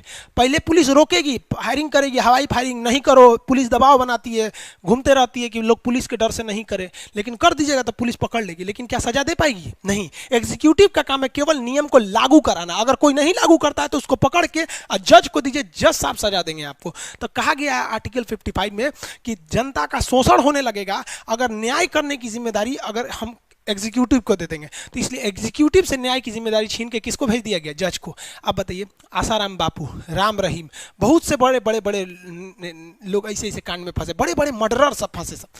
पता है आपको, अगर ये जज लोग से पावर छीन के दरोगा को देते ना, आप एक मर्डर कीजिए, 10 लाख रुपया दरोगा छोड़ देगा, 10 लाख रुपया में।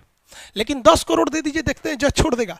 क्योंकि यहाँ पे फिर उन्होंने भी सोचा कि जज कहीं घूस उस लेगा, तब तो कहा गया कि नहीं, जज लिखेगा कि हम इसे क्यों छोड़ रहे हैं, क्या सबूत था छोड़ने के लिए, और अगर हम इसे सजा दे रहे हैं तो क्या सबूत है, लिखित दे। तो भाई लिखित सबूत लाइएगा तो वो तो दे देगा सजा आपको। समझ में आएगी नहीं?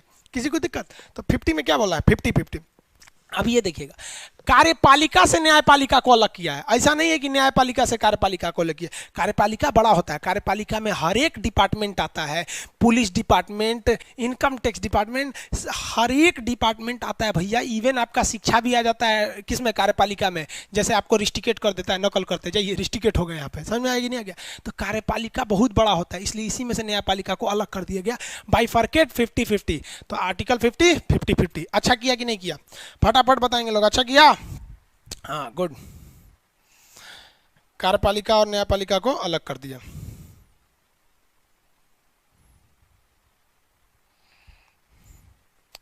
आगे बढ़ जाए।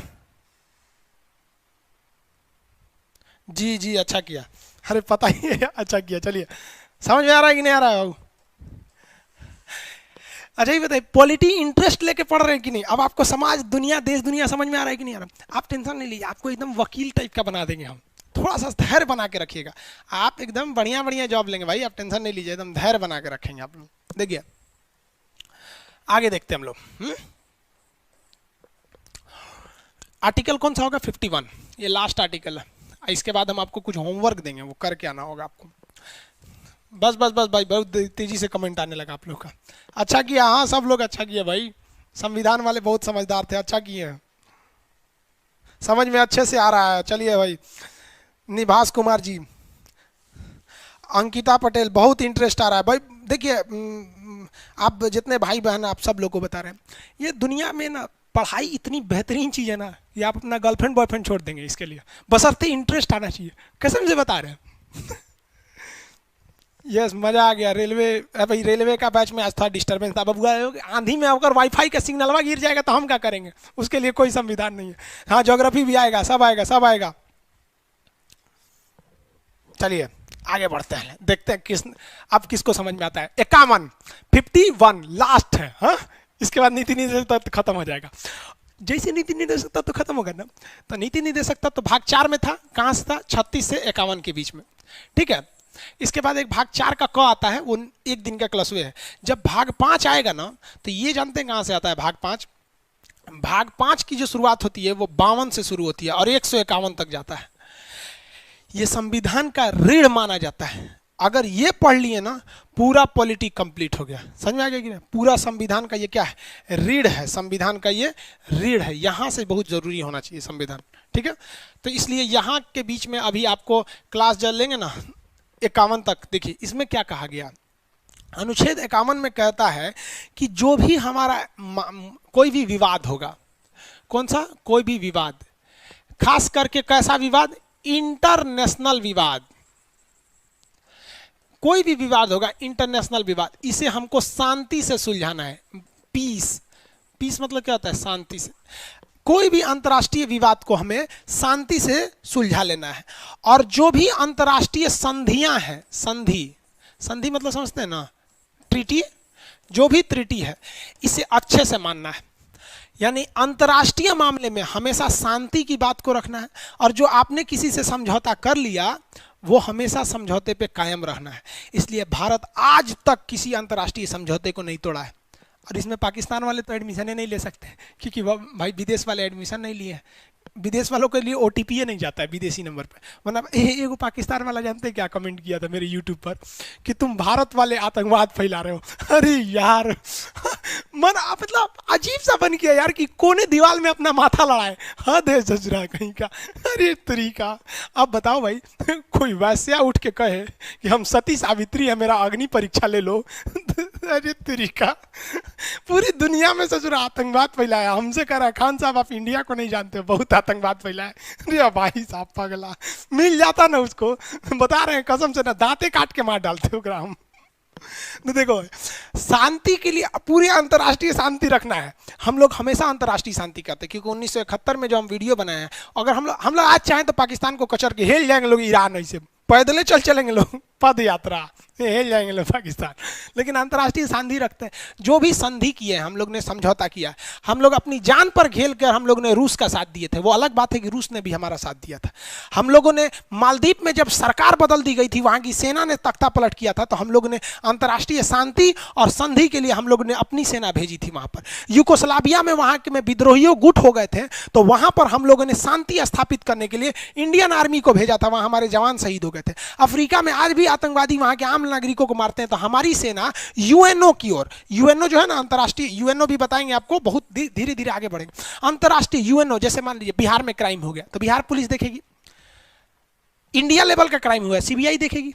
इंडिया के बाहर गया Bihar police, UP police, India की पुलिस, सबका पावर खत्म, कौन देखेगा? हमारे यहाँ कोनो मर्डर करके विदेश भाग गया तो कौन देखेगा? आपकी इंडिया की पुलिस जाएगी, सुप्रीम कोर्ट जाएगा, खत्म। सुप्रीम कोर्ट वहीं जहां तक भारत का क्षेत्रफल है, वहां कौन देखेगा? यूएनओ। तो यूएनओ के कहने पे भारतीय सेना जाती है, अपनी बहादुरी से लड़ती है। वहां कर्नल रैंक के अधिकारी शहीद हो जाते हैं। कर्नल को कहा जाता है उस यूनिट के पिता के समान होता है वहां पर। तो कर्नल यूनिट का सिपाही हमारे यहाँ का शहीद हो गए, किस लिए? अंतर्राष्ट्रीय शांति हो सके। क्योंकि हम लोग सनातन संस्कृति वाले हैं, हम लोग वसुधैव कुटुंबकम को मानते हैं। वरना न इस देश की ना आदि था ना अंत था। जब दुनिया में किसी का नाम नहीं था तो यहाँ सिंधु सभ्यता में शहरी पनप रही थी, विश्व गुरु का था यहाँ पर। लेकिन लोगों ने, हम लोग अगर अपनी शांति, जिस दिन हिंदुस्तान के लोग शांति भूल जाएंगे ना, उस दिन समझिएगा प्रलय आने वाला है यहाँ पर। तो हम लोग हमेशा अंतर्राष्ट्रीय शांति को मानते हैं। तो क्वेश्चन कहेगा कि भारत यूएनओ का सदस्य बन गया किस अनुच्छेद के तहत? 51 के तहत। हालांकि ये 1945 में ही बन चुका था। समझ में आया कि नहीं आया? तो किसके तहत बना भैया? 1951 अनुच्छेद 51 के तहत। इसमें और क्या चीज कहा गया है कि आप हमेशा अंतर्राष्ट्रीय संधि को रखिएगा। दूसरे देश, एक देश का आप क्या करना है? रेस्पेक्ट करना है। हर देश का आपको रेस्पेक्ट करना है। आपको अगर याद होगा तो 2000 हम आपको 14 की बात बताते हैं। 2014 में पाकिस्तान ने हमारे 2 सैनिकों का सर काट लिया था। इसके बावजूद पाकिस्तान के जो विदेश मंत्री थे, प्रधानमंत्री नवाज शरीफ थे उस समय शायद, वो ख्वाजा मोइनुद्दीन चिश्ती का दरगाह में जियारत करने आए थे। हम लोगों ने अपनी सेना से सुरक्षा देकर उन्हें भेजा था कि भाई हम लोग जानते हैं कि तुम जानवर हो और हम इंसान हैं, कभी भी हम लोग बराबरी नहीं कर सकते हैं यार, तुम्हारी कभी भी नहीं कर सकते हैं, कभी हो ही नहीं सकता। हम लोग इंसान हैं, क्योंकि हमें दूसरे का रिस्पेक्ट करना जानते हैं। हम इतना रिस्पेक्ट करना जानते हैं कि जिसकी भाभी का हत्या अपहरण करके रावण ले गया, वो रावण से शिक्षा लेने के लिए जो खुद मर्यादा पुरुषोत्तम के राम की जो भाई थे लक्ष्मण जी, वो पैताने बैठे थे कि हमें शिक्षा चाहिए। ये होता है वहां पर रेस्पेक्ट। तो हमारे यहाँ लिखा है ये कि भैया हमें क्या करना है? रेस्पेक्ट करना है। हम लोग कभी रेस्पेक्ट, आप अगर पहले देखिएगा ना, आज हमारा समाज जो है ना, हिंदुस्तान की संस्कृति धीरे धीरे धूमिल हो रही है। पहले शास्त्रार्थ होते थे, पहले जैन धर्म, बौद्ध धर्म, हिंदू धर्म में विवाद हो जाता था तो दोनों के धर्मगुरु आमने सामने बैठ के डिबेट करते थे और बहुत तमीज से डिबेट करते थे। वो उसको कहते थे प्रणाम आचार्य, आपने ऐसा कहा, आप हम क्या कहेंगे? आप कोई भी पुराना सीरियल उठा के देखिए, कितने तमीज से डिबेट होता है। और साला आज का डिबेट देखिए, न्यूज चैनल पे एगो मौलाना को उठा लेगा, एगो उनसे कोनो को उठा के लेके चल जाएगा, मंत्री को, दोनों को लड़ा देगा। लो साला हमारा तो, हमको तो फायदा हो रहा है यहाँ पर। तो हम लोग संस्कृति को भूलते जा रहे हैं। और आप लोगों को भी कहते हैं कि आप अपने जीवन में इतना मिठास लाइए ना, कि अगर आपके सर पे कोई बंदूक भी रख दिया है तो आपकी जुबान की मिठास देखकर वो बंदूक हटा दे कि यार हम किसे मारने जा रहे हैं। प्रेम से रखिए आप किसी चीज़ को। आप प्रेम से आप हर चीज़ जीत सकते हैं। जैसे मान लीजिए कल मेरा क्लास डिस्टर्ब हो गया था, गलती तो मेरी थी ना जी, आपकी तो कोई गलती नहीं। आप तो पेमेंट दिए, सब कुछ दिए। कई लड़का हमको करा कि सर जी चलिए नहीं रहा है, ये हो गया। देखिए कई लड़के रेस्पेक्ट से भी बोल रहे थे। हम आए आपसे क्या बोलें कि भाई बाबू लोग थोड़ा सा डिस्टर्ब हो गया था, तो आप लोगों ने माना कि नहीं सर से डिस्टर्ब हो गया। लेकिन हम अपना अनुच्छेद 51 भूल के रेस्पेक्ट भूल जाएंगे। हम कहें क्या कर लेगा रे, एक दिन डिस्टर्ब हो गया तो क्या हो गया? आपको अच्छा लगेगा? कर तो आप कुछ भी नहीं सकते हैं, अरे खूब से खूब करेंगे, क्लास नहीं करेंगे, यही ना। लेकिन रेस्पेक्ट खत्म हो जाएगा मेरे लिए। तो याद रखिएगा, जीवन में पैसा, इज्जत, सबसे बड़ा चीज होता है रेस्पेक्ट। जब आपसे कोई दिल से रिस्पेक्ट करना छोड़ देता है ना, तो समझिए कि आप एक पत्थर के समान है, और वह पत्थर जिसे लोग पैर से मारते हैं ना कि पूजा करते हैं। समझ में आएगी नहीं आएगा? किसी को कोई दिक्कत नहीं, आगे बढ़े। तो याद रखिए बाबू, रिस्पेक्ट सबका कीजिएगा, अपने से बड़ा या छोटा सबको करिएगा रिस्पेक्ट। तो इसी में कहा गया है कि विदेश वालों को रेस्पेक्ट करना है। समझ में आएगी नहीं आएगा? चीन के राष्ट्रपति आते हैं तो तिब्बत के लोग उन्हें काला झंडा दिखाते हैं। हम अपने तिब्बतियों भाई को लाठी से पीछे करते हैं कि देख भैया हम तुम्हारी इज्जत करते हैं, तुम्हें हम खाने पीने के लिए देते हैं, तुम हमारे देश के नहीं हो फिर भी तुम्हें रखते हैं, इज्जत से रखते हैं, धर्मशाला हिमाचल प्रदेश में जगह दिए। लेकिन इसका मतलब ये नहीं कि हम अपने संविधान को भूल जाएंगे, हम अपने संस्कृति को भूल जाएंगे। नहीं, हमारा दुश्मन भी है, लेकिन हमारे अगर जमीन पर पधारा है तो ये पावन धरती हिंदुस्तान की है। यहाँ दुश्मन भी सम्मान से जीता है और उसे जीने का अधिकार है, क्योंकि ये दुनिया का इकलौता देश हिंदुस्तान है जहां दुश्मन भी सर उठाकर जीता है। इस देश को गाली देने वाला भी शान से कहता है कि हम क्या कर लोगे तुम यहाँ पर, क्योंकि हमारी संस्कृति है। अब बेटा जिस दिन हम लोग संस्कृति भूल जाएंगे ना, उस दिन साला तुमको पृथ्वी पे भागने के लिए जगह कम पड़ जाएगा, भागेगा कहां पर। लेकिन हमें अपनी संस्कृति बचा के रखना है, क्योंकि पाकिस्तान और चाइना की लड़ाई के बीच में हमें उनसे बेहतर बनना है, ना कि उनसे बुरा बनना है। तो हमें दूसरे का रिस्पेक्ट करते हैं। चीन के राष्ट्रपति भी आते हैं तो हम लोग तिब्बती विरोधियों को साइड करा देते हैं, उनकी गाड़ी चली जाती है। कभी हम लोग ऐसा विरोध नहीं करते, किसी दूसरे के साथ नहीं करते हैं। समझ में आ गया कि नहीं? और इसमें एक और कहा गया है कि अगर कोई भी इंटरनेशनल विवाद हो जाता है, कोई भी डिस्प्यूट हो जाती है, विवाद को क्या कहते हैं? डिस्प्यूट। कोई डिस्प्यूट हो जाता है तो इसे मध्यस्थता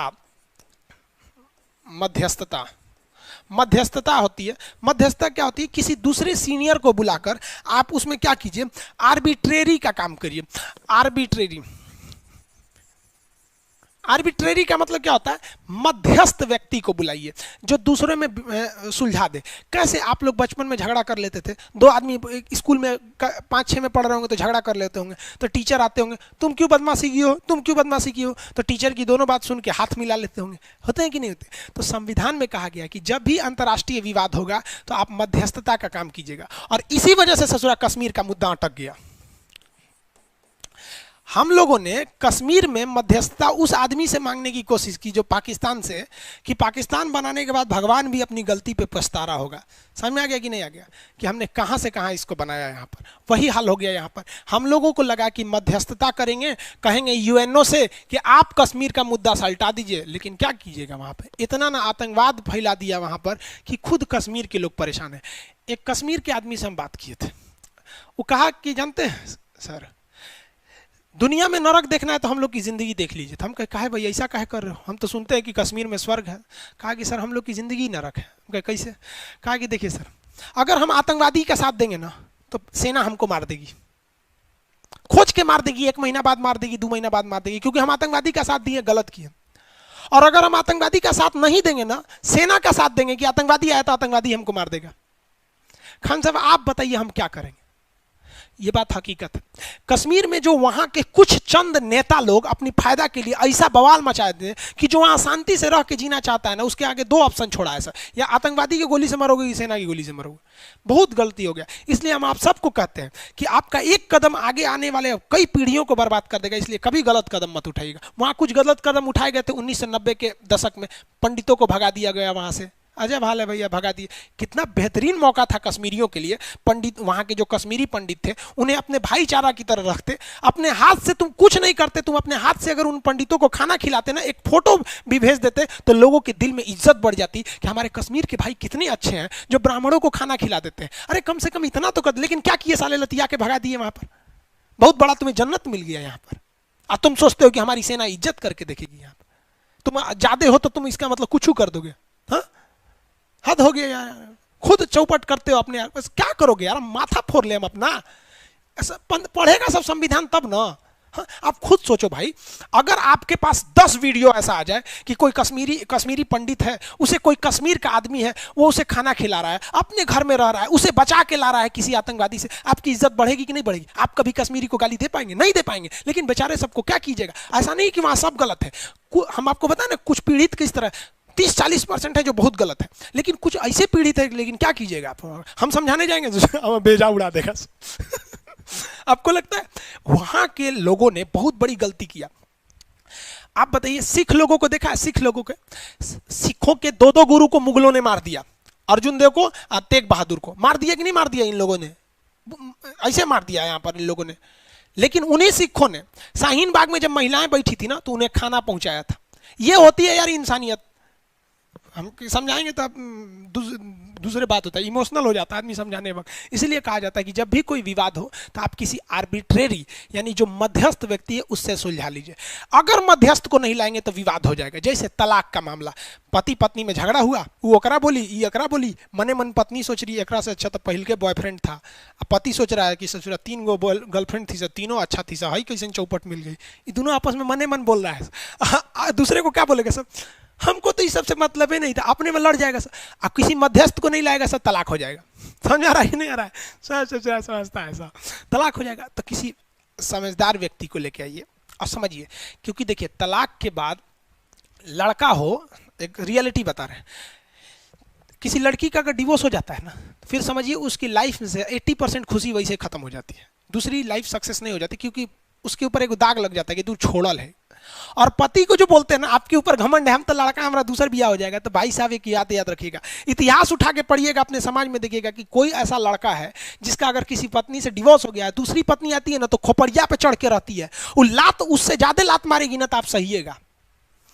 दिन पर दिन ताना मारेगी आपको कि ये रहनिया से तो पहल की छोड़ के चल गई, और आप सहिएगा। इसलिए दूसरे के बहकावे में मत आइएगा बाबू, समझदारी से रखिएगा। जो रिश्ते आप स्कूल कोचिंग में ढूंढते हैं ना, वो एक लेई होता है, लेई छोड़ देता है। और जो भगवान रिश्ता बना के भेजा है ना, वो फेविक्विक है, नहीं छोड़ेगा। Because if you select for your partner, she will या ही विल बी बेस्ट, वो आपके लिए बेस्ट हो सकती है अगर आप खोजते हैं। लेकिन अगर भगवान आपके लिए भेजा है ना, तो वो बेस्ट नहीं है, वो यूनिक है। यूनिक मतलब ओनली वन, बेस्ट मतलब नंबर वन, तो नंबर वन से तो बहुत बड़ा होता है ओनली वन, इसलिए ईमानदारी से रखिएगा बाबू, माँ बाप का सर कभी मत नीचे कीजिएगा, वरना हमें अफसोस होगा कि हमने आपको शिक्षा दिया था। कम से कम हम ये चाहेंगे कि आप शिक्षा लिए तो जिंदगी में कभी पड़ाव आए तो याद रखिएगा कि हाँ, हमने जहाँ शिक्षा लिया था वहाँ इतिहास, भूगोल, पॉलिटी के अलावा हमें समाज भी सिखाया गया था।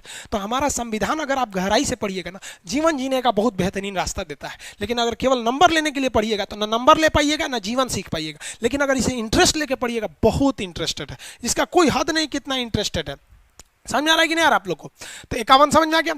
भारत यूएनओ का सदस्य क्यों बना? 51 में। अंतर्राष्ट्रीय शांति 51 में। अंतर्राष्ट्रीय सद्भावना 51 में। आप देखते हैं ना, भारत मोदी जी जाते हैं तो छोटका छोटका देश जो है सब, उसके प्रधानमंत्री को भी मोदी जी ऐसे प्रणाम करते हैं। मनमोहन सिंह भी जाते हैं, वो भी करते हैं। हमारे देश की तो संस्कृति है ऐसे, कोई भी आ गया यहाँ पे चलिए हमरा तो कभी कभी आदत हो जाता है।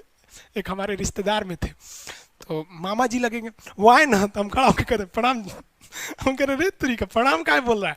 तो घर में तो आदमी जैसे आपसी धर्म में तो आदमी सलाम खुदा आप ये बोलता है, आदत हो जाता है किसी चीज़ को जहाँ जहाँ रहने के लिए, आने के बाद नमस्ते प्रणाम कर देता है यहाँ पे। तो ये तो भारत की संस्कृति रही है। विदेश में जाइएगा ना तो सब लोग करते हैं, क्योंकि हमारे अनुच्छेद 51 कहता है।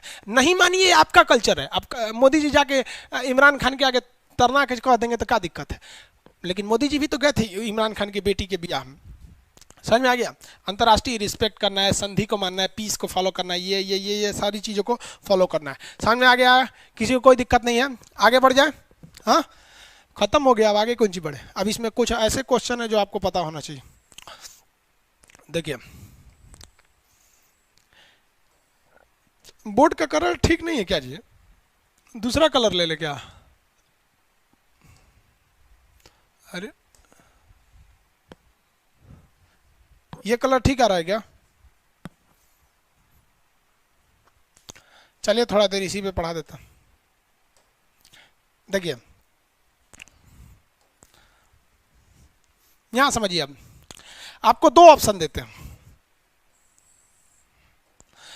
आप कहेंगे कौन कौन दो ऑप्शन?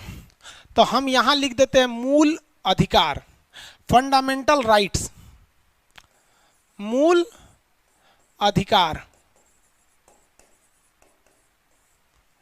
मूल अधिकार को क्या कहते हैं? Fundamental right. और नीति निदेशकता डीपीएसपी। अब इतना बड़ा नहीं लिखेंगे भाई, नीति निदेशकता लिखने में असकत लगता है। समझ आ रहा है आपको? टेस्ट सीरीज, हाँ बाबू ठीक है ठीक है, टेस्ट सीरीज चालू कर देंगे हम।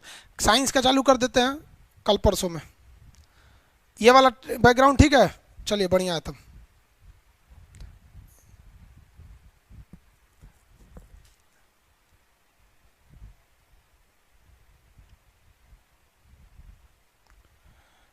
अरे भाई इतना तेज तेज कमेंट कीजिएगा, हम पढ़ेंगे कैसे?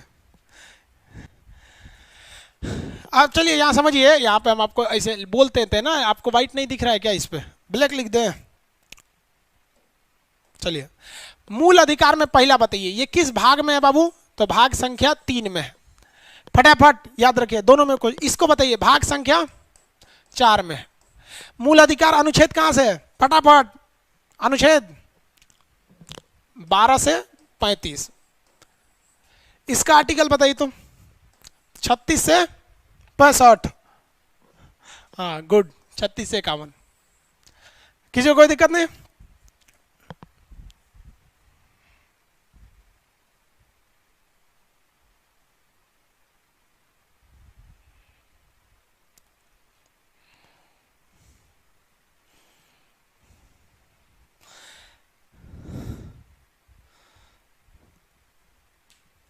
बाबू आधा लड़का कह रहा है कि व्हाइट पेन यूज कीजिए, आधा कहता है ब्लैक यूज कीजिए। कौन सा ज्यादा सही दिख रहा है स्क्रीन पे? ब्लैक दिख रहा है। चलिए यहाँ देखिए, अब एक और चीज बताइए, और क्या पूछ सकता है इसमें? हाँ, ये पूछेगा कि ये कहाँ से आया? तो यूएसए से आया। हाँ, ये पूछेगा कहाँ से आया? तो आयरलैंड से आया। कहाँ से आया? आयरलैंड। आयरलैंड के संविधान से आया। आयरलैंड का स्पेलिंग ऐसे नहीं होता है। आयरलैंड देख लीजिएगा भाई, सुधार लीजिएगा आयरलैंड को। आयरलैंड से आया। आयरलैंड कहाँ से लाया था? स्पेन से लाया था। ये बताइए, तो ये किसको दिया जाता है? किसी भी व्यक्ति को दिया जाता है। व्यक्ति को दिया जाता है। ये किसे दिया जाता है? स्टेट को, यानी राज्य को। किसे? राज्य को। आप बताइए, तो बिजली विभाग राज्य है? कमेंट करके बोलिए, बिजली विभाग राज्य है, एयरपोर्ट अथॉरिटी राज्य है, बिजली विभाग राज्य है कि नहीं है?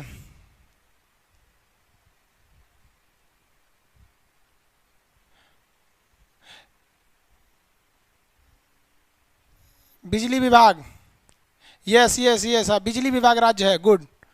इसमें नो कौन बोलता है? बकलवा कहीं का नो बोलता है, बिजली विभाग राज्य नहीं है, वो अपना नियम कानून खुद बनाता है, अपने कर्मचारियों को खुद रखता है, मुखिया भी राज्य के अंतर्गत आ जाता है, समझ में आया कि नहीं? दांत काट लेंगे हम अगर मिल गया तो, इसमें से ऐसा व्यवस्था रहता है, निकाल के दांते काट लेंगे यार। बकलवा को इतना मेहनत से पढ़ा, 20 बार चिल्ला दिए राज्य राज्य, अभी बोलता है नो। ऐसा सिस्टम रहता है ना कि निकाल लो बाहर आओ के, बकोट लेते निकाल के हम। राज्य है ये व्यक्ति के लिए। एक बात बताइए, क्या आप इसके लिए न्यायालय में जा सकते हैं? न्यायालय यानी कोर्ट में जा सकते हैं? यस, आप इजीली कोर्ट में जा सकते हैं, क्योंकि आपका मूल अधिकार है। सुप्रीम कोर्ट में जा सकते हैं सीधे 32 का प्रयोग करके, हाई कोर्ट में जा सकते हैं 226 का प्रयोग कर, लेकिन इसमें आप कभी भी गलती से कोर्ट में नहीं जा सकते हैं, क्योंकि ये न्यायालय द्वारा प्रवर्तनीय है। कैसे है? प्रवर्तनीय, इंफोर्स कर सकते हैं इसे, प्रवर्तनीय न्यायालय में कर सकते हैं, लेकिन इसे आप प्रवर्तनीय नहीं कर सकते, इंफोर्स नहीं कर सकते।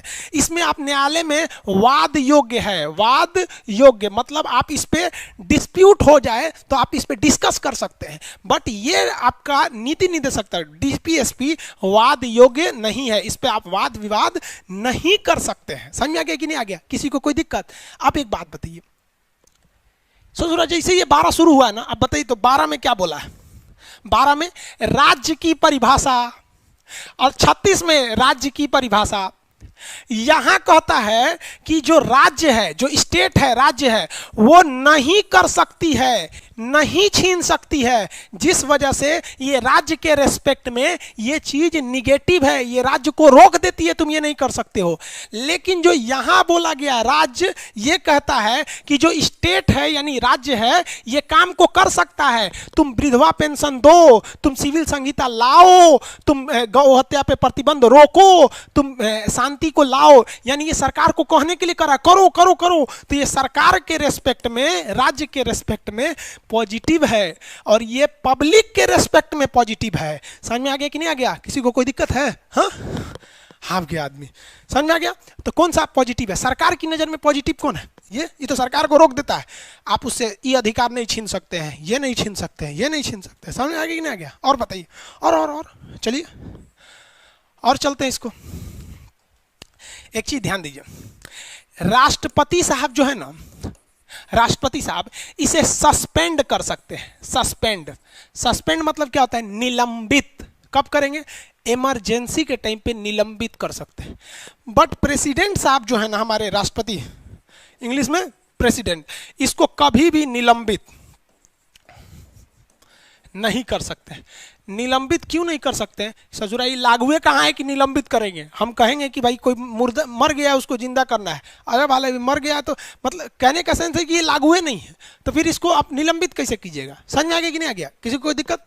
और इसे क्या कर सकते हैं? राष्ट्रपति साहब निलंबित कर सकते हैं, और उसको राष्ट्रपति निलंबित नहीं कर सकते हैं। समझ में आ गया कि नहीं आ गया? किसी को कोई दिक्कत है? और बताइए, इसे कभी भी निलंबित नहीं किया जा सकता है। देखिए, ये किसके भलाई के लिए होता है? व्यक्ति के लिए होता है। ये किसके लिए होता है? व्यक्ति के लिए होता है। और ये किसके लिए होता है? समाज कल्याण के लिए होता है। ये किसके लिए होता है? समाज के लिए, समाज के कल्याण के लिए होता है। समझ में आ गया कि नहीं आ गया? और बताइए, और फटाफट कुछ और बताइए, और सोच के बताइए, सोच के बताइए, क्योंकि एग्जाम में आपके पास कॉपी किताब थोड़ी रहेगा, ऐसे ही सोचना हो, और भी कुछ हो सकता है कि नहीं। एक चीज और सोचिए तो, मूल अधिकार हमको जन्म से मिल जाता है, इसके लिए हमको कोई सर्टिफिकेट की जरूरत नहीं है, लेकिन नीति निदेशक तत्व जब तक सरकार लागू नहीं करेगी, संशोधन नहीं करेगी, तब तक मिलेगा ही नहीं। शिक्षा का अधिकार था तो आपका अनुच्छेद 45 में 6 से 14 वर्ष के बच्चों को शिक्षा का, लेकिन उसके लिए 86वां संशोधन किया गया। यानी नीति निदेशक तक, डीटीवीएसपी तब तक नहीं मिलेगा जब तक आपको सरकार संशोधन करके ना दे, और ये हमको जन्म से मिल जाता है। समझ में आ गया कि नहीं आ गया? तो ये हमको कब मिल जाता है? जन्म से, बाय बर्थ मिल जाता है। और इसके लिए हमें क्या करना पड़ता है? संशोधन। क्या करना पड़ता है? संशोधन। किसी को कोई दिक्कत है? इसके लिए हमें जन्म, बस जन्म ले लिया, आपका मूल अधिकार मिल गया, और उसके लिए क्या करना पड़ेगा? आपको संशोधन कराना पड़ता है। किसी को कोई दिक्कत है? आगे बढ़े।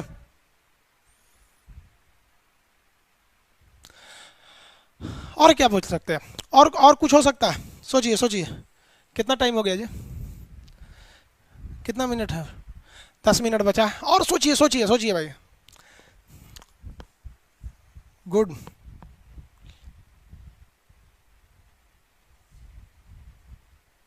हाँ गुड। देखिए एक आदमी का कमेंट है कि सर देखिए इसके पीछे कानूनी मान्यता है। बहुत अच्छा, ये कानूनी मान्यता है। अगर कानून, ये कानून लड़ जाएगा, सुप्रीम कोर्ट भी लड़ जाएगा, हाई कोर्ट भी लड़ जाएगा। सुप्रीम कोर्ट लड़ जाएगा 32 के तहत, हाई कोर्ट लड़ जाएगा 226 के तहत। कानूनी मान्यता है। और इसके पीछे राजनैतिक मान्यता है, राजनैतिक। जब तक राजनेता आपको नहीं देंगे तब तक ये नहीं हो सकता। समझ में आ गया कि नहीं आ गया? किसी को कोई दिक्कत? अब एक और चीज देखिए, ये क्या करता है, सरकार को रोकता है कि तुम नहीं कर सकते हो, रोकता है। हालांकि ये अलग ही हो गया, ये तो इसी में आ जाएगा कि राज्य सरकार को रोकता है। एक ही बात है यहाँ पे, ये रोकता है कि तुम ये नहीं कर सकते हो, और ये सरकार को अनुमति देता है, इसलिए पॉजिटिव हो गया। समझ में आ गया कि नहीं आ गया? किसी को कोई दिक्कत नहीं है? कंफर्म? इतना है।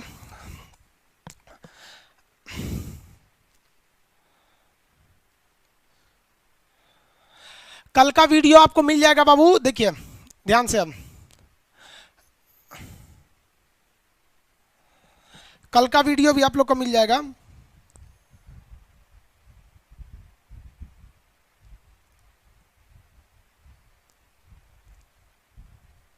इमरजेंसी क्या होता है देखिए, फटाफट समझिए। जो आपको कल का वीडियो है, अरे वीडियो कैसे लिखा गया, कल का वीडियो आपको मिल जाएगा, ठीक है। इंग्लिश वाले पीडीएफ वाले थोड़ा सा वेट करेंगे, अभी समझते रहिए। आपका इंग्लिश छापने के लिए अलग से ट्रांसलेटर रखाएगा, तब देगा वहां पे, ठीक है। आज 23 तारीख है ना। बिहार दरोगा वाला बैच वाला लोग, इसके लिए आपका टॉनिक बैच आएगा। ये आएगा आपका 26 को, ठीक है। 10 को एग्जाम है ना आपका, 10 दिन में हो जाएगा ये। 26 को टॉनिक बैच आएगा। आगे देखिए, बाकी के अन्य सब्जेक्ट जो हैं, हिस्ट्री हो गया, ज्योग्राफी हो गया, ये सब आपको, इकोनॉमिक्स हो गया, ये आपको एक एक हफ्ते के अंतराल पे नया बैच आते रहेगा। एक के बार दे देंगे ना ऐप पे, तो फिर शांति से पढ़िएंगे, सर्वर वे क्रैश कर जाएगा यहाँ पर। आगे समझिए, मैप 150 रुपया, इसमें से 100 रुपया हमारा सर्वर कॉस्ट चल जाएगा। 1 बजे से लेकर 2 बजे तक टुडे। इसके बाद एडमिशन होगा बट वो 200 में होगा, ठीक है। इसके बाद भी एडमिशन होगा बट वो 200 में होगा। इतना समझ में आ गया आप लोग को? इतना समझ गए? अब कल आपके लिए एक काम क्या है, ध्यान से समझिएगा। आपको ये ढूंढ के लाना है कि नीति निदेशकत्व को लेकर कितने तरह के मुकदमे किए गए थे। कोशिश करिएगा, कोई किताब में हो तो ठीक है, नहीं तो हम खुद बता देंगे। और इसमें एक और चीज पूछता है, उदारवादी क्या है, गांधीवादी क्या है। जैसे हम आपको कहेंगे 40 ग्राम पंचायत क्या है, गांधीवादी है। क्या है, गांधीवादी है। लेकिन हम कहते हैं समान सिविल संहिता 44, ये क्या है, समाजवादी है। कैसा है, समाज के लिए भलाई का कह रहा है, समाजवादी। हम आपसे कहेंगे आपको निर्वाह आयोग मजदूरी, तो ये क्या है, उदारवादी है। कह रहा है कि उदारता का परिचय दीजिए, कम से कम इतना सैलरी दीजिए कि लोगों की कैटेगरी जी सके। ये गांधी जी पंचायत की बात कर रहे हैं, ये समाज की बात कर रहा है। तो ये 36 से 51 के बीच में आपके जितने चीजें आएंगे ना, 36 से 51, इसको आप 3 कैटेगरी में बांट सकते हैं। समाज की भलाई के लिए कौन कौन सा है, गांधी जी से प्रेरित कौन कौन सा है, और जनता की भलाई के लिए, उदारता, लिबर्टी के लिए उदारवादी कौन सा है, एकदम लिबरल कौन सा है, उदारवादी। जैसे हमको क्या कहें, हम एकदम उदारवादी हैं। हमसे कोई आके कहेगा कि आप चलिए ना, आपको हम गुरुद्वारा लेके चल रहे हैं, आप सिख धर्म का ये सब पगड़ी उड़ी बांध के चलना पड़ेगा, हम चलेंगे, क्योंकि हम क्या है, उदारवादी। हमसे कोई कहेगा चलिए ना, आपको मंदिर में ले चलते हैं, पूरा इसे टीका उका पोत पात के ले चलिएगा, हमको चलो ले चल जाएंगे। हमसे कोई मस्जिद में ले जाएगा, इसे टोपी पर चल जाएगा, हमको कोई मतलब नहीं रहता है इस सबसे। हम क्या है, उदारवादी हैं। समझ आ गया कि नहीं? गांधीवादी हम थोड़ा थोड़ा है पूरा गांधीवादी नहीं है, थोड़ा सा सुभाष चंद्र बोस वाला ले लिए, मतलब प्यार से जब तक है ना तब तक गांधीवादी है। समाजवादी है, जैसे लोक कल्याण 38 में बोला है ना कि जनता की भलाई करेगा, 38 लोक कल्याण की, ये वाला। अब समाजवादी है, महिलाओं की प्रसूति सहायता, समाज, महिलाओं को भी तो समाज में आप नहीं छोड़ सकते। समझ में आ गया कि नहीं आ गया?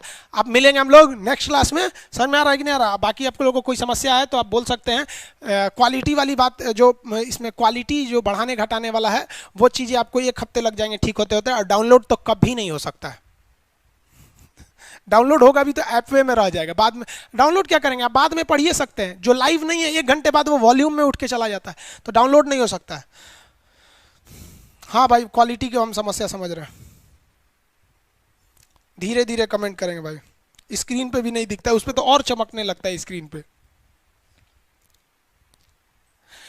स्क्रीनशॉट का ऑप्शन दिलवा दीजिए। चलिए आज हम उसमें सेटिंग में देखेंगे कि स्क्रीनशॉट का आपको ऑप्शन दिला दिया जाए।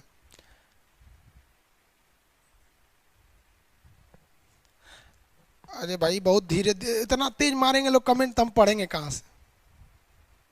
फिजिक्स, हाँ भाई फिजिक्स, फिजिक्स तो रेलवे वाले लोग, फिजिक्स का बैच आपको नेक्स्ट दो टाइम चलेगा, वो रेलवे में हम बताएंगे। इस बैच में क्या लिए बताएंगे, इस बैच में केवल पॉलिटी से रिलेटेड चीज। अब आप लोगों को नेक्स्ट क्लास कल करेंगे। कल आप लोग को याद रहना चाहिए, कल हम आपसे बहुत धड़ाधड़ क्वेश्चन पूछेंगे। याद रखिएगा, मेरे क्वेश्चन का जवाब अगर आप देते रहते हैं तो कोई एग्जाम में नहीं फंसेंगे। समझ में आ रहा है कि नहीं आ रहा है? चलिए अब नेक्स्ट क्लास में मिलते हैं हम लोग। आप लोग अच्छे से पढ़ते रहिए, माँ बाप की सेवा करते रहिए, सुरक्षित रहिए। जय हिंद।